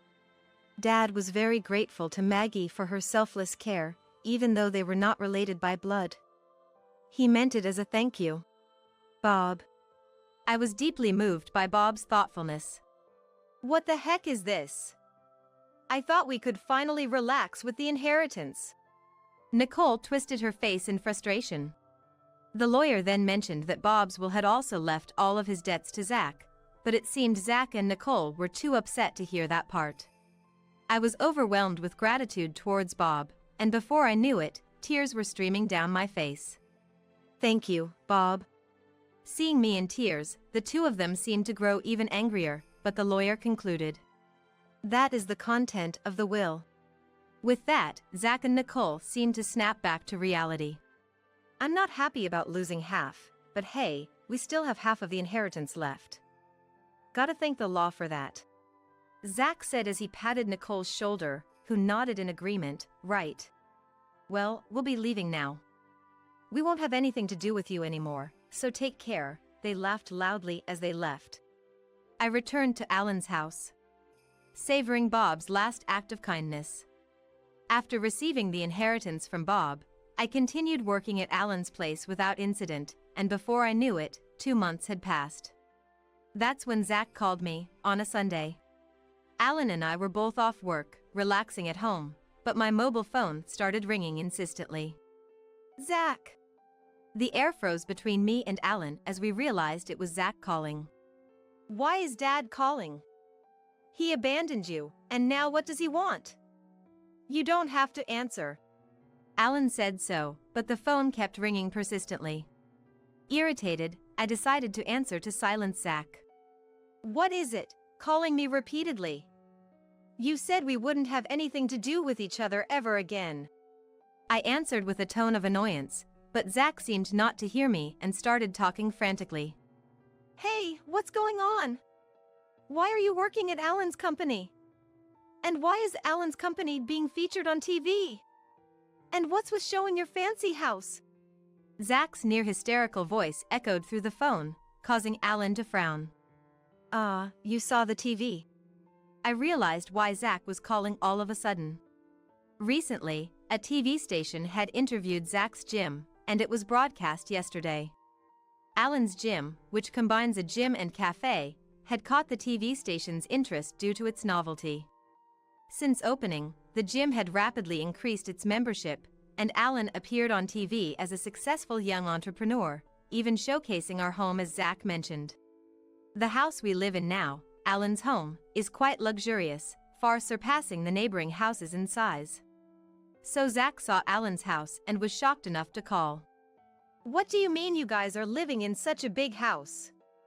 Over here, Nicole used up all of Dad's inheritance, and I even got left with his debts. Damn it, I didn't hear about that from the lawyer back then." Zach yelled angrily over the phone. But back then, the lawyer did mention that Bob had left all his debts to Zach. It wasn't my fault that Zach had not listened, and it was none of my business. "It's none of my business, Zach. The lawyer clearly mentioned it, and it's your responsibility for not paying attention. Besides, you knew about Nicole's spending habits even before marrying her, right? I gave her money for treatment and haven't been repaid yet. This just proves to me that you and Nicole are the worst kind of people, quick to betray someone you should trust." In response to my correct argument, Zach remained silent, unable to say anything. "Besides, isn't it all your fault for cheating on me in the first place? I just don't understand why I have to be blamed." I let out my pent-up frustrations, feeling somewhat relieved. Realizing he couldn't blame me, Zach suddenly changed his tone to a pleading one. "Please, Maggie. I'm begging you, lend me some money. I was supposed to get a retirement fund this year, but I got fired, and all I'm left with are Dad's debts. Nicole left after we argued about money. How am I supposed to live now? You're my only hope. I admit I was wrong about everything. I apologize. Just give me a little bit of Dad's inheritance. You're living a good life with Alan, right? Think of it as helping someone out, okay?" His nerve to beg his ex-wife for money after cheating and leaving her was beyond comprehension. Alan, who had been listening to the conversation, looked at me, seemingly wanting to say something. I handed my mobile phone to Alan.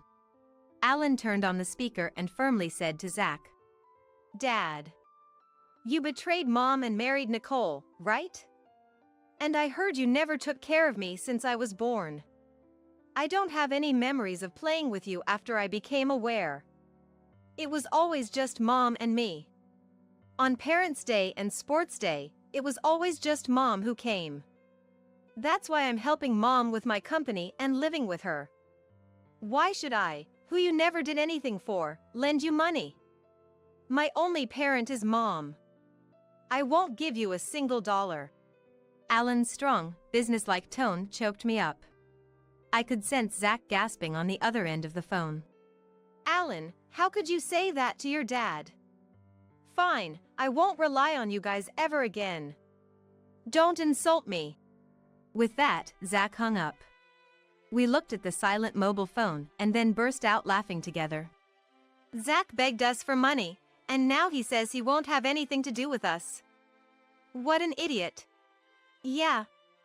Dad has always been like that, getting angry without thinking ahead." As we discussed Zach's foolishness, the phone rang again.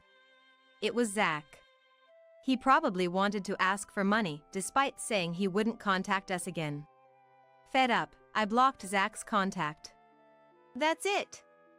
Now that fool can't bother us anymore." "Yeah. Thanks, Mom." His gratitude for being raised seemed implicit. "I should be the one thanking you. You've given me such a great life. No matter how old you get, you're still my precious son." We reaffirmed our bond as mother and son, grateful for each other's presence in our spacious home. A few days later, my sister Nicole called me. Her request was almost identical to what Zach had said. I couldn't fathom lending more money to Nicole, who hadn't even repaid what she owed me. In fact, I hadn't yet demanded compensation for her affair with Zach, so I successfully sued both of them for damages through a lawyer. They ended up getting divorced after being married. Their marriage only lasted for 2 months. Zach was even worse off than Nicole. The negative inheritance he received from Dad was too substantial. Bob had borrowed a lot of money for farming, managing it all by himself. I hadn't known about it. While caring for Bob, he often complained about Zach. Bob was able to forgive Zach for not taking over the farming business, but the fact that he didn't take care of Alan and not visit his own father was unforgivable. He was also furious with the way Zach treated me, and I always tried to soothe him, saying it was okay. If kind Bob was that angry, Zach must have been quite a negligent son. All of Zach's expected retirement funds were gone due to his dismissal for misconduct. Rumor has it he even tried to embezzle money from his bank to pay off his debts. Had he just worked quietly until the end, he would have received his retirement money. His greed was his downfall. Now, while receiving a pension, he seems to be working 3 part-time jobs to pay off his debts. Starting a new job at 65 and being taught by younger people as a newcomer must be shattering his pride. Although he has worked as a bank employee for many years, his part-time job as a new employee involves a lot of odd jobs. A hard adjustment for someone who never did housework, childcare, or elder care. He'll likely give up soon enough. For Zach, who neglected his son and cheated with Nicole for years, it's a fitting punishment. I hope he manages until the end. As for me, I'm still working energetically at Alan's workplace. The staff, who are around my child's age, treat me very kindly. Our workplace is always full of smiles, attracting many customers. Alan recently got engaged to a girl a year younger than him and introduced her to me. She's a wonderful, sensible young lady. Well respected at work. I was planning to move out when they married, but she insisted we live together. I'm grateful for her kindness and looking forward to our future together. You're the low-educated, incompetent employee which Mom told me about, huh? Suddenly, I was tasked with conducting an interview. My interviewee was Catherine, a daughter of a director who was scheming nepotism. However, she started laughing loudly, crossed her legs, and began to look down on me, bringing the interview to the verge of collapse. I couldn't believe the company was considering hiring someone like her. Later, when the director heard my report, he began to tremble. I'm 32 years old. After graduating from college and switching jobs once, I'm now working steadily at my current company. I usually work in the HR, and my boss, Jacqueline, the director, is someone I deeply respect. Because she is always cheerful and highly trusted by everyone around her. Though I respected the director, I often felt something was off. But I couldn't figure out what it was and continued to work with her for 5 years. Finally, I grasped what that feeling was about. It became clear when the director suddenly had to step away, and I was asked to interview her daughter as a stand-in. This led to an unbelievable fate for both the director and her daughter. Sorry to ask, but could you interview my daughter? Don't feel pressured just because she's my daughter, just treat her like usual. Understood. Leave it to me. She must be excellent, being your daughter. Thanks. I have to go now. Good luck. One day, I was suddenly asked to conduct an interview. The director had an unfortunate schedule change with a client and had to rush to a meeting room with the chief. But today was also the day her daughter was coming for an interview, so she asked me and my colleague Nancy to take over. Since we had no particular plans, so we happily agreed and saw the director off. Since the interview wasn't until the afternoon, we continued our usual work until then. I thought it would just be a formal interview, considering she was the director's daughter. After joining the company, the director's daughter was going to work as my colleague. Apparently, someone in our department was transferring next year, and the director recommended her daughter to fill the vacancy. While I was looking forward to it and working, someone tapped my shoulder. I turned around to find Isabel, the chairman's daughter, standing there. Isabel is quiet but a vital member who always works earnestly. I only found out Isabel was the chairman's daughter recently, during the first drinking party in a long time where the director shared the story. Isabel wasn't at that gathering, but later, when I checked in with her, it turned out to be true. It's a fact known to those in positions above the director, but not to the general employees. Isabel kept it hidden because she didn't want everyone to know. After hearing this, I apologized. Isabel smiled, forgave me, and after some small talk, we became a bit closer. About this document. Do you have questions? I'll help if I can. Thank you. Isabel smiled gently. The reason why I could see such a smile because we had talked and gotten a little closer. Until then, Isabel had been someone who worked methodically, seldom interacting with other employees. Since she didn't exhibit any notable problem behaviors, no one in the department really said much. Now that I had talked to her and become a bit friendlier, I started approaching her, but until then, since there was no interaction outside of work, I hadn't paid her much attention. I'm sure most others felt the same way. Besides, Isabel herself probably liked being alone. At that time, that was all I understood about her. But later, I came to know that Isabel was dealing with some troubles.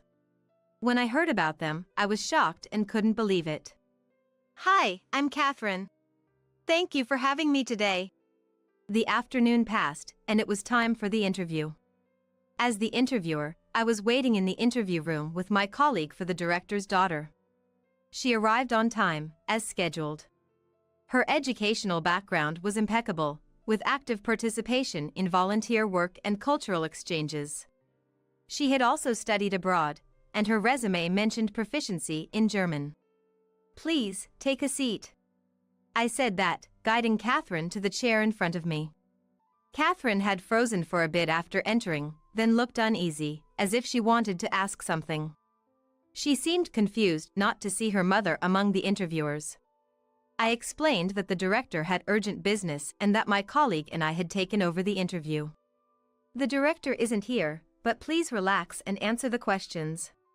They aren't too difficult. When I said this, Catherine furrowed her brows and looked at me. She sat down, her face tensing with nervousness. I kept my tone calm and asked the questions formally. However, the interview didn't go as I expected. Catherine gave careless responses and didn't answer even simple questions. I didn't show it, but I was very surprised inside. I had checked her resume and imagined her to be a competent person, so the contrast was startling. Are you nervous? Concerned, I asked this, to which Catherine looked at me with her eyes narrowed. I hope you don't mind me asking, but are you really standing in for my mother? Wouldn't the person next to you be more competent? Excuse me? I was taken aback by her unexpected words. As I wondered about her intention, Catherine slouched back, sneering. Like, is this interview even necessary? My mom is a director, you know? I wasn't told I'd have to spend so much time on this. I have plans later. Her attitude left me speechless. What was she talking about? Seeing me silent, Catherine burst out laughing. Didn't you know? It's as if I'm already hired. Unlike you, I'm competent. Please watch your language. We are in the middle of an interview. I don't care what you think, but please answer our questions properly. When I retorted irritably, Catherine closed her mouth in displeasure. I had high hopes knowing she was the director's daughter, but now I couldn't deny feeling disappointed. However, since she said she is joining the company, I tried to persuade her. But it seemed nothing got through to Catherine. She absent-mindedly fiddled with her nails, not even trying to make eye contact. It's kind of funny how desperate you are. I do want a job, but I'm not exactly enthusiastic. I just need enough money to live. Even so, working comes with responsibilities, right? You understand that, having come for the interview? I heard this company has a good work-life balance. It is impossible for someone as incompetent as you to convince me. Do you get it? Catherine's flippant attitude during the interview left me with an indescribable feeling. Indeed, many people in the company have a similar stance as her. But even they think proactively and act responsibly. I just wanted her to understand that, but Catherine dismissed it as something only enthusiastic employees do, arguing that it makes no difference in terms of evaluation, so it's pointless. I didn't want to work with someone like her. My colleague, perhaps feeling the same, shook their head in displeasure. If you understand, can you hurry up and end the interview? I know about you, you know. Catherine said this with a sly smile. I didn't understand what she meant, but for some reason, Catherine looked triumphant. Mom said we don't need people like you in this company. Catherine said this, crossing her arms and puffing out her chest. Hearing her words, I couldn't help but tense up and look at her. Catherine seemed self-assured, sneering at me with a side glance. Then she began to act arrogantly. I could interview you if you want. I don't understand what you're saying. Frustrated, I responded, and Catherine provoked me, saying if I'm not incompetent, I should be able to answer her questions. Are you refusing because you can't answer? Even when I disagreed, Catherine wouldn't listen. Since she persistently said I should be able to answer otherwise, I finally asked what she wanted to know. With a malicious smile, Catherine started prying into my educational background. What I did as a student, and whether I've made any achievements in the current company. When I answered honestly, she laughed it off and became even more arrogant. Eventually, she crossed her legs and laughed loudly, claiming that I would soon be her subordinate. When I asked what she meant, Catherine turned to me as if she were glad that I asked that question. I am planning to take over Mom's position. I'm the director's daughter, and she said she'd bring me in. So it's like I'm being hired for her succession, right? Huh? Even if you join the company, you can't just become a director so easily. You have to learn the job first, right? That'll be easy. Mom acknowledges my ability. I'm sure I can learn the job in a year, right? Then, I will become a manager in the second year, and a director in the third year. I'm talented, so maybe I won't even need a full year to learn the job. I was increasingly astounded. It was a natural reaction, considering she was missing the steps to become a manager. My colleague, too, looked dismayed and was no longer interested in conducting a proper interview. We should better be wrapping up this troublesome interview quickly. Then, we should report this to the director, suggesting she reconsider hiring her daughter. I understood your career plan. However, I won't be your subordinate. Please revisit our company's website and check the career plans of your seniors. You'll realize your plan is unrealistic. I said that, trying to end the interview. I never imagined I'd have to lecture someone like this during an interview. Suppressing a sigh, I sent Catherine a silent look, signaling her to leave. But Catherine, seemingly unsatisfied. Why? She asked. There's nothing more to answer. After I said that, Catherine stood up abruptly. The chair she had been sitting in toppled backward with a clatter. Ignoring that, Catherine approached me and leaned on the desk in front of me. Why? Isn't it natural I'll be your boss? I ask you, why would I become your subordinate? Because you're the low-educated, incompetent employee Mom told me about. I was stunned by her words. Catherine, looking down on me, talked about what her mother had said. I was astounded to hear the content of her story. After venting everything, Catherine left the interview room, seemingly satisfied. Left behind, I exchanged glances with my subordinate next to me, mentioning the need to verify the truth of her story with the director. We need to discuss this in our interview report this evening. In the evening, I approached the director, who had returned to our department looking a bit tired from a long meeting. The director, though tired, urged me to continue. I revealed the outrageous behavior of the director's daughter at the interview. The director, wide-eyed and deeply shocked, listened to my words. My child behaved like that.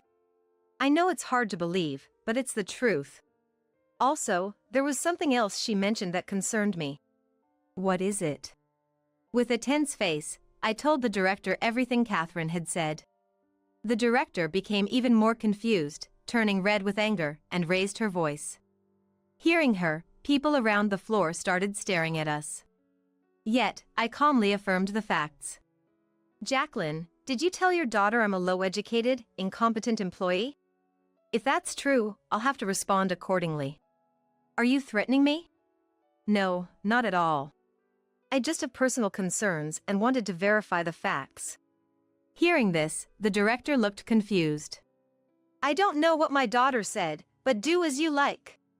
The director, seemingly unable to contain her anger, made a dismissing gesture with her hand. My perception of the director changed significantly that day.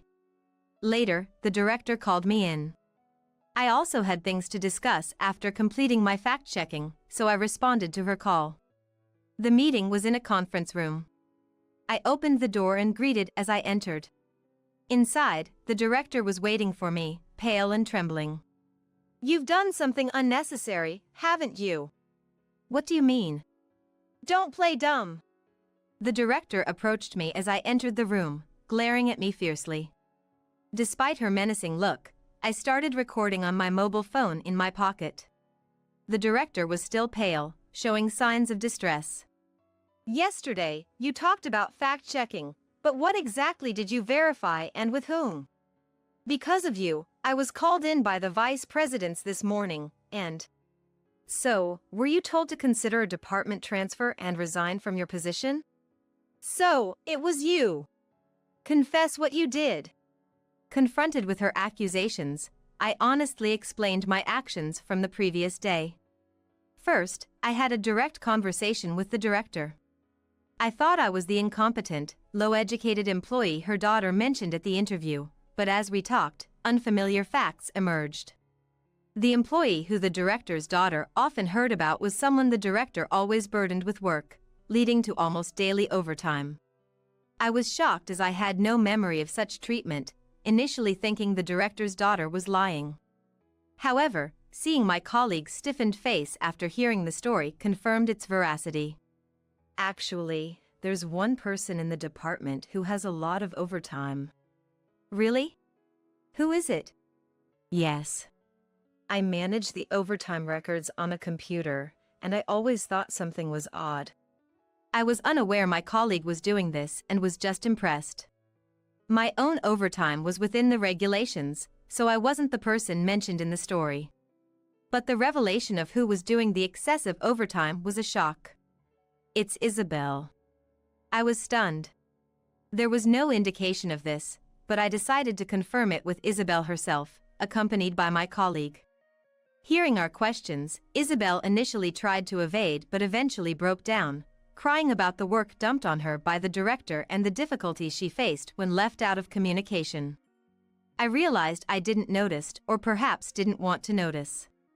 I should have been aware sooner. Isabel had been struggling alone all this time. Her lack of interaction was to avoid conflict with the director, who often caused trouble when she spoke with others.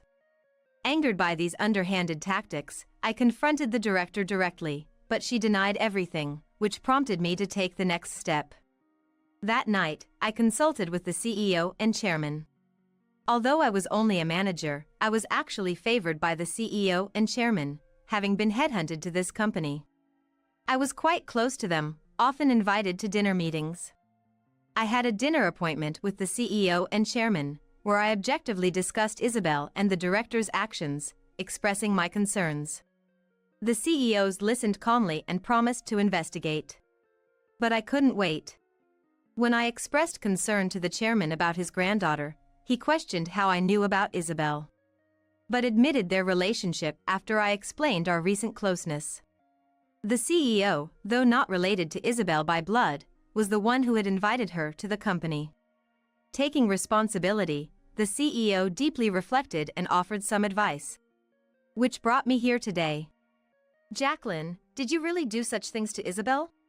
When I asked this, the director, initially flustered, finally admitted her actions as I persisted. At first, I didn't. But then, thinking she might be the next CEO as a chairman's granddaughter, I panicked. Were you aiming for the CEO position, Jacqueline? Yes, is that so wrong? I've devoted myself to this company for that. I thought I finally became a director and next would be the CEO. I can't let her get in my way. Hearing the director's ambition, I was taken aback.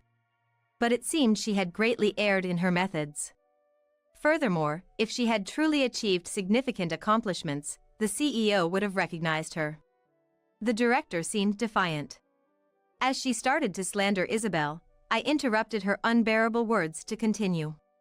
I understand your point, Jacqueline. You understand. So, this time. But you're wrong. You pushed Isabel too hard. Please take responsibility for that. As I firmly said this, the conference room door opened. There stood Isabel, flanked by the CEO and chairman. The director gasped at the sight. Are you trying to deceive me? No, I brought Isabel here because I wanted you to apologize to her. As I said this, the director clenched her back teeth in frustration and glared at me. If that's your intention, then I won't hold back anymore. Be prepared. The director, glaring, positioned herself in front of Isabel. She then turned her fierce gaze on Isabel and appealed to the CEO and chairman standing beside her. Please listen to me. You are being deceived. These two conspired to overthrow me. The director, with clenched fists and a stern face, made her accusation strongly. The CEO and chairman, displeased by the director's words, watched as she fabricated a story about how we pinned our mistakes on her. I didn't do such a thing. This all started when I investigated what your daughter said during the interview. You admitted it, didn't you? Please take the responsibility. No. I only admitted because I was forced into a corner. Where's the proof my daughter said those things? We have the interview recorded. I'll ask Nancy to bring it right now. Please wait a moment.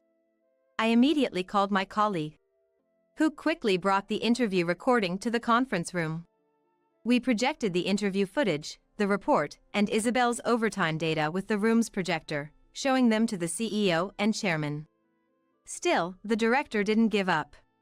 She accused me of threatening her daughter during the interview to coerce damaging testimony, and claimed I manipulated Isabel's overtime data using my colleague.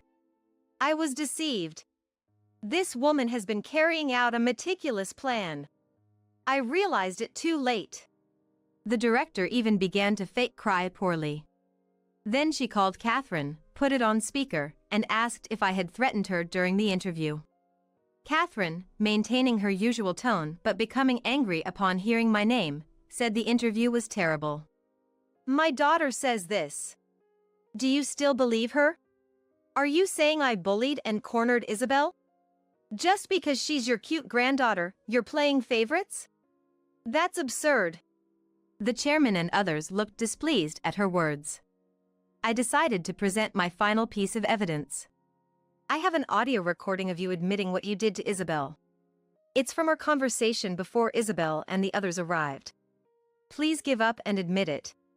And apologize to Isabel. I played the audio of our earlier conversation from my mobile phone. Hearing her own words and realizing I had recorded the conversation, the director clenched her back teeth in frustration. This is a clear violation of compliance. The director had no further rebuttals.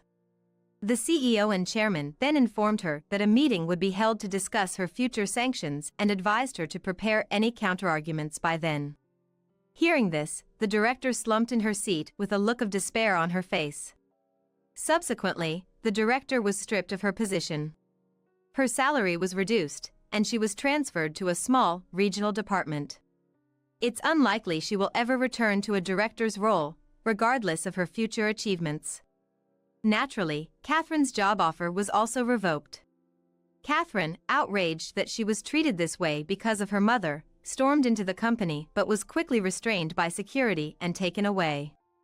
According to a rumor, the director, who was already divorced, recently disowned her daughter and is now living alone in an apartment near her new department. I received thanks from Isabel. Furthermore, I was promoted from manager to director and am now working as the director of human resources. While I was genuinely happy about the promotion, I also regretted not realizing the situation sooner. Still, Isabel is strong. Since the director's departure, she seems to have regained her spirits over time. Seeing this brought me relief. I enjoy my work at this company. I hope that one day Isabel will come to feel the same way. Hey, mister. I'm the daughter of this company's owner, all right? My dad's the boss. Don't lump me with these lowly, poor employees. Surprised by both her vulgarity and her true identity, my dad paused with a shocked expression, then cleared his throat softly. Meanwhile, Carol wore a smug look, as if she had just made a grand statement. Remembering that Dad originally came to our company for business, I realized we couldn't afford to cause any more trouble. So I tried to apologize to Carol. Just then, Dad spoke in a low voice. So, the lower ranks are the poor employees, huh? Maybe it's time to revise the salary structure. He muttered this almost to himself. What? Are you mocking me? Fine. Mister, what's your name? Which subcontractor do you work for? I'll tell Dad about you. It might just be your fault if the company goes under, Carol retorted. Dad, looking slightly puzzled, thought for a moment before breaking into a smile. Then, let's go say hello to the boss. Lenore and the others, come along. Everyone except Dad looked shocked, but he walked ahead. Not wanting to be left behind, we hurried after him. My name is Lenore. I'm a hardworking 28-year-old. The company I work for is quite large, and I work tirelessly every day. My dad, concerned about me, contacts me once a week, but I always reply with, "Don't worry." Trying to reassure him, almost forcibly. His concern is probably because he wants to recruit me to his company. 7 years ago, when I was still a college student, I was busy with job hunting every day to secure a job offer. Dad, who runs his own company, once invited me to join his company, saying, "Why bother with job hunting? You can just come work for my company." It's not that I didn't want to go to his company, but I didn't want to rely on such connections. I wanted to succeed on my own merit. And I wanted to work alongside him, as an equal, once I was fully competent at my job. I explained this and persuaded him. Reluctantly, he agreed, and I joined my current company. It's been 6 years since I started working here. Now, I have more responsibilities, and I even have subordinates. And it's our busy season. It's not uncommon for our department heads to be absent from the office for an entire day during this time, and sometimes I can't even sit at my desk for more than 30 minutes.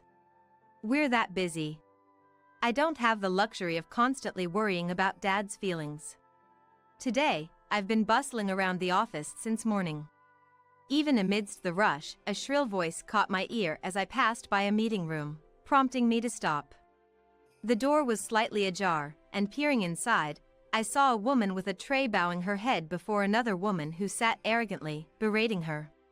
How many times do I have to tell you? I don't like coffee, I want Coke. It seemed the employee had brought the wrong beverage. The angry woman looked younger than me, but whose guest was she? A frequent complainer, perhaps?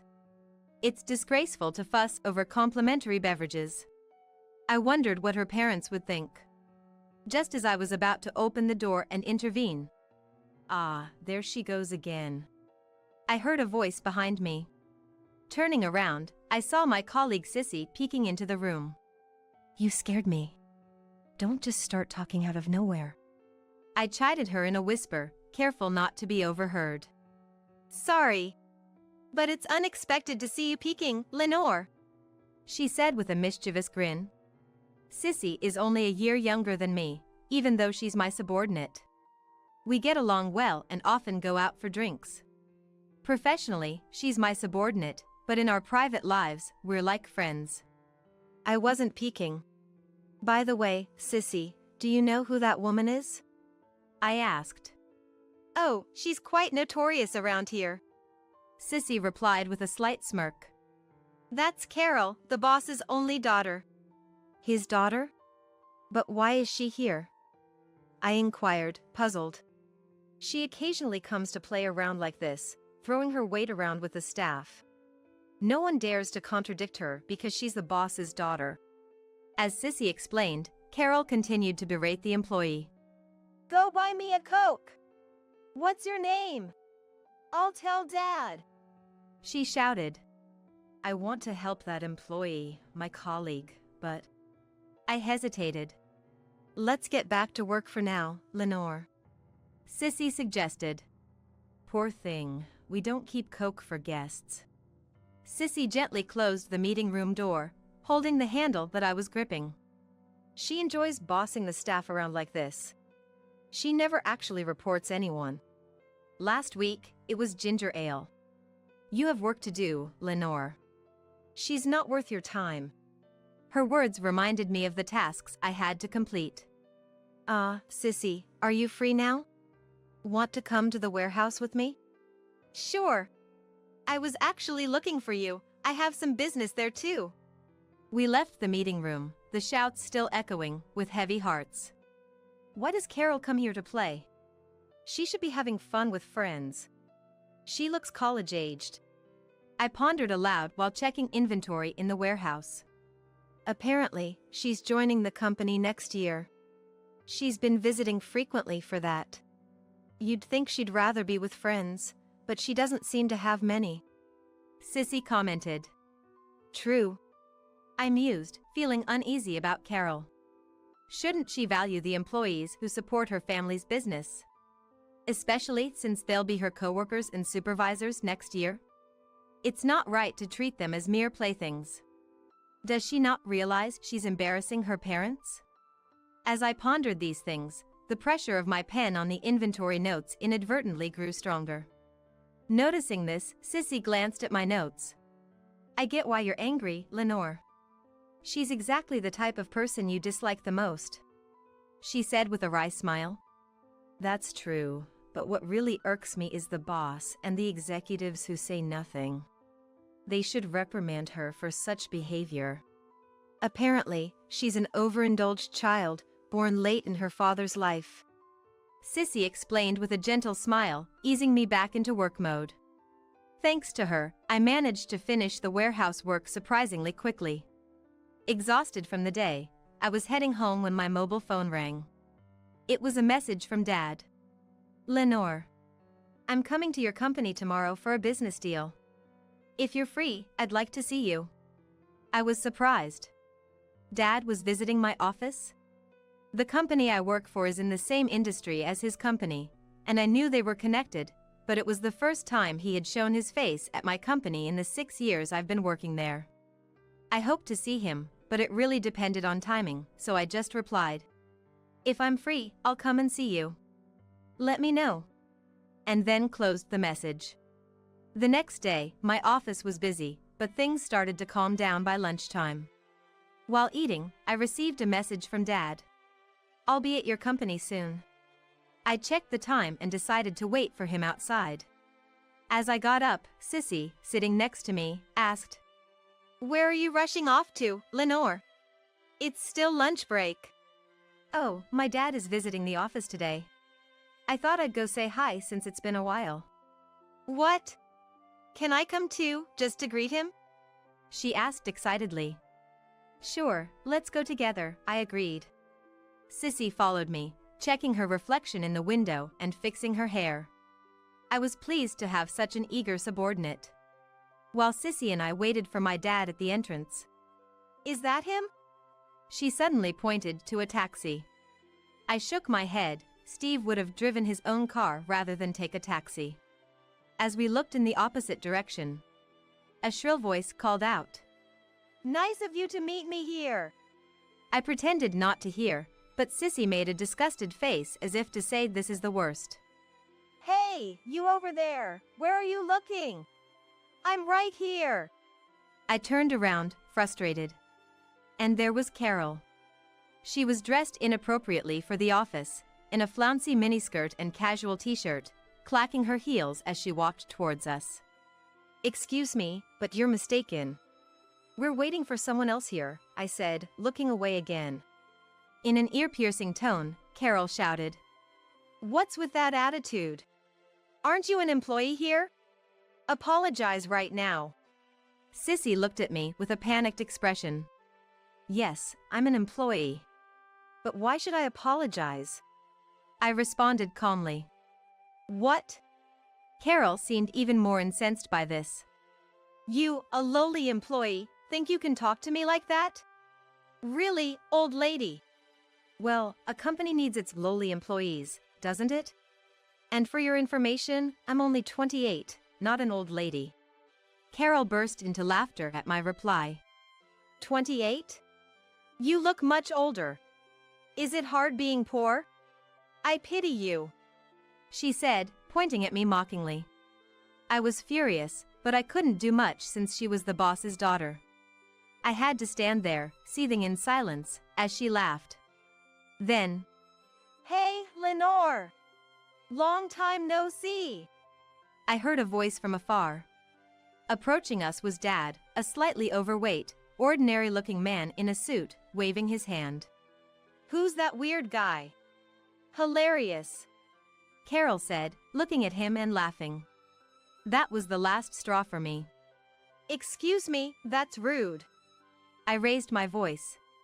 "What? Who are you yelling at?" Carol yelled back. "What's going on? Are you all friends?" Unaware of the situation, Dad smiled at me kindly. "What? As if I would be friends with these people." Carol snapped at him, switching her target from me to him. Dad's expression changed immediately. "How rude to say these people when you are colleagues who work together." He was right, but Carol wasn't convinced. "Listen, old man. I'm the daughter of this company's owner. My dad is the boss. Don't lump me with these lowly, poor employees." Dad looked shocked by Carol's rudeness and her identity, then cleared his throat softly. Meanwhile, Carol looked smug, as if she had just triumphed. Remembering that Dad originally came to our company for business, I realized we couldn't afford to cause any more trouble. So I tried to apologize to Carol. But at that moment, Dad spoke in a low voice. "So, the lower ranks are the poor employees, huh? Maybe it's time to revise the salary structure." He muttered this to himself. "What? Are you mocking me? Fine. Mister, what's your name? Which subcontracting company are you from? I'll tell my dad about you. You might just ruin the company." Carol spat out.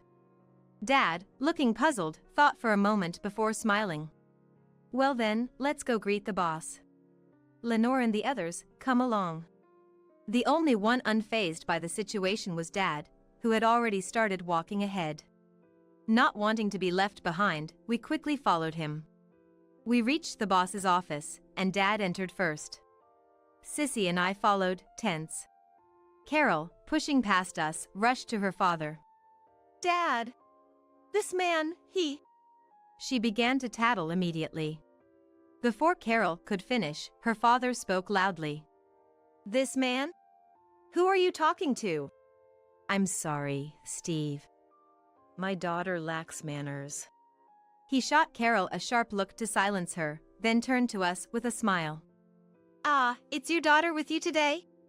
"Did you know about me?" I asked, surprised. Dad sat down on a sofa. "Wait, Dad," Carol protested. Dad gave me a kind look, then turned his sharp gaze to the boss. "Earlier, your daughter called my daughter and her colleague lowly, poor employees. What's this about?" The boss's face tightened. "Well, they deserved it. They were rude to me, just low-end employees." Carol continued in her shrill voice. "What?" The boss turned pale and shouted angrily at Carol. "What are you saying? This lady is the daughter of a valued client, and this man is her father and the current boss." "Eh?" Carol's face turned pale, realizing the gravity of her actions. To think such a large company still treats its employees as poor. You've become quite the boss, haven't you? If your employees are poor, shouldn't the company be ashamed? The boss was sweating profusely.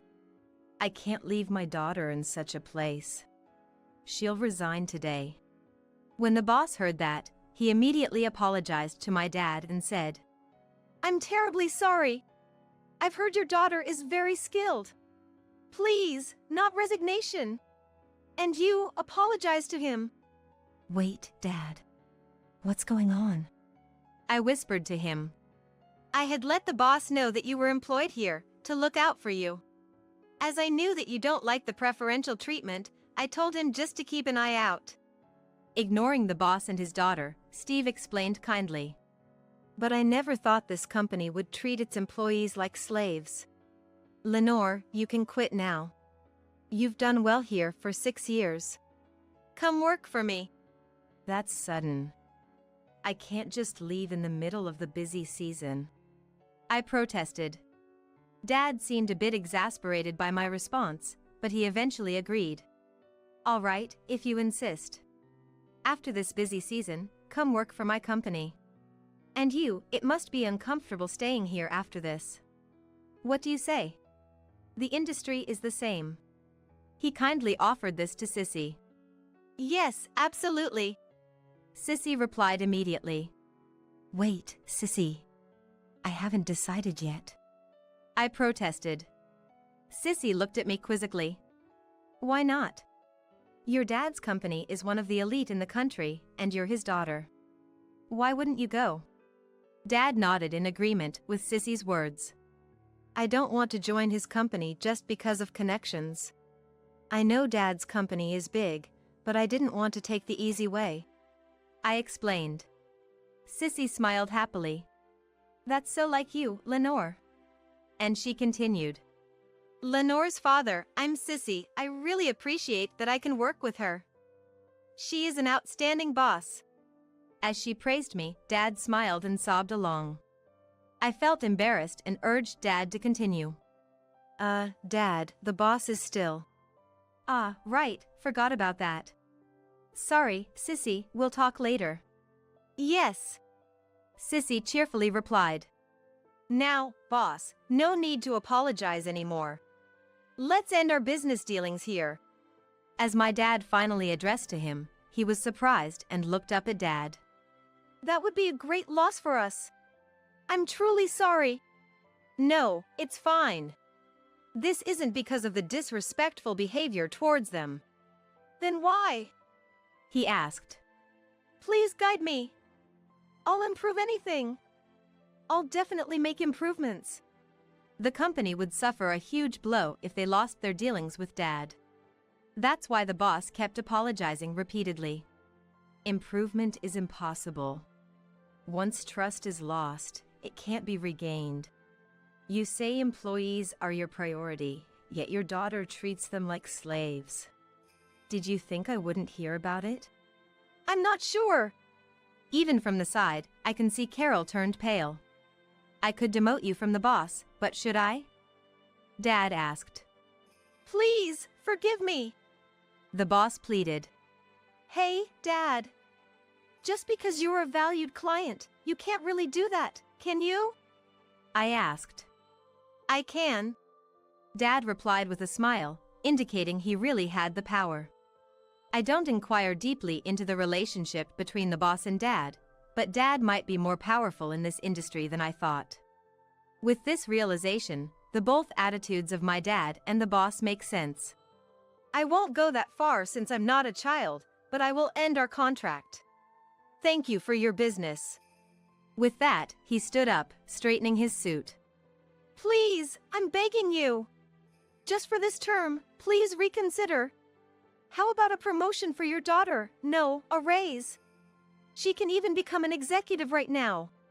Dad, exclamation question mark, but you said I would start from manager because of how it looks to others. An immediate promotion to executive is impossible. At that moment, my dad's look at the two changed to one of disdain. And the boss's pleading eyes were fixed squarely on Carol. Despite this, Carol still seemed dissatisfied with the difference between what her father had said about my position and her own treatment. I almost felt sorry for the boss with such an oblivious daughter. But I had reached my limit and couldn't hold back anymore. You plan to put a woman who called us lowly, poor employees, and was rude to Dad in a position of authority?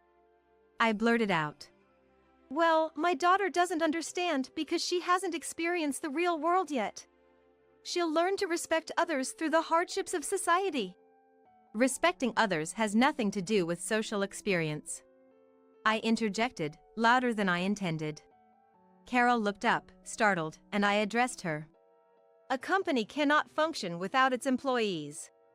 Even someone who has never been an executive, like me, understands this. But you don't. Why? How would I know that? Carol seemed genuinely clueless. Do you think being a daughter of privilege puts you above others? Of course. I'm from a different upbringing. It's not my decision, it's God's. To Carol's nonsensical reply, I forced a smile. Then, as the daughter of this company's boss, I'm higher than you, right? You'll listen to me? My smile was apparently so frightening that Sissy later told me it scared Carol, whose composure vanished. Fine, what do you want? This company is not your playground. If you want to play, go find your college friends. Carol hung her head in shame, her face flushed. Sissy quietly applauded me. Well said.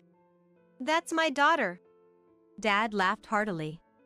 After that, Sissy and I spent a hectic month at work. But the second half of the busy season was unexpectedly calm. Each time our supervisors and colleagues looked puzzled, Sissy and I exchanged knowing smiles. A month later, Sissy and I resigned and joined my dad's company. Our previous company began to decline drastically. Rumors quickly spread that the abrupt termination of the contract with a major firm was to blame, prompting other companies to reconsider their dealings. Sales plummeted by 40%, most employees started job hunting, and the company's decline accelerated. The general meeting decided the crisis was due to the boss's fault, and he was ousted. His brother is now trying to rebuild the company. According to Dad, this brother is well respected. The company might be reborn into something better. On the condition that the former boss's family no longer be involved, Dad began moves to restart dealings with them. I also heard from Dad that the former boss's family began to lose their possessions, eventually selling their house. I don't know where they went, but I doubt a family accustomed to such wealth could adapt to normal life. In fact, Carol reportedly got a job at a grocery store, acted arrogantly to customers, got into an argument, and was fired within hours, becoming somewhat of a legend. In my personal life, I managed to convince Dad to let me start as a regular employee instead of directly becoming an executive. However, I'm aware that I'll eventually take over the company. So, I balance my everyday tasks with assisting the executive team. Constantly amazed by their innovative ideas that never occur to me, sometimes feeling overwhelmed. But every time I feel like my head is about to explode, Sissy is there by my side, saying, Lenore, let's finish this task first. Then we can decide the priority for the next ones. Her support keeps me grounded. Sometimes the pressure of being the boss's daughter feels crushing, but with Sissy around, I can stay confident and cope. Interestingly, Dad also likes Sissy, and sometimes the three of us go out for drinks. Every time Dad gets tipsy and tells this joke. Lenore will be the next president, and Sissy the next executive officer. Don't even think about getting married and retiring, you too. He often tells this story laughingly. However, what Dad doesn't know is that I'm secretly in a relationship. My desire to get married is still a secret from Dad.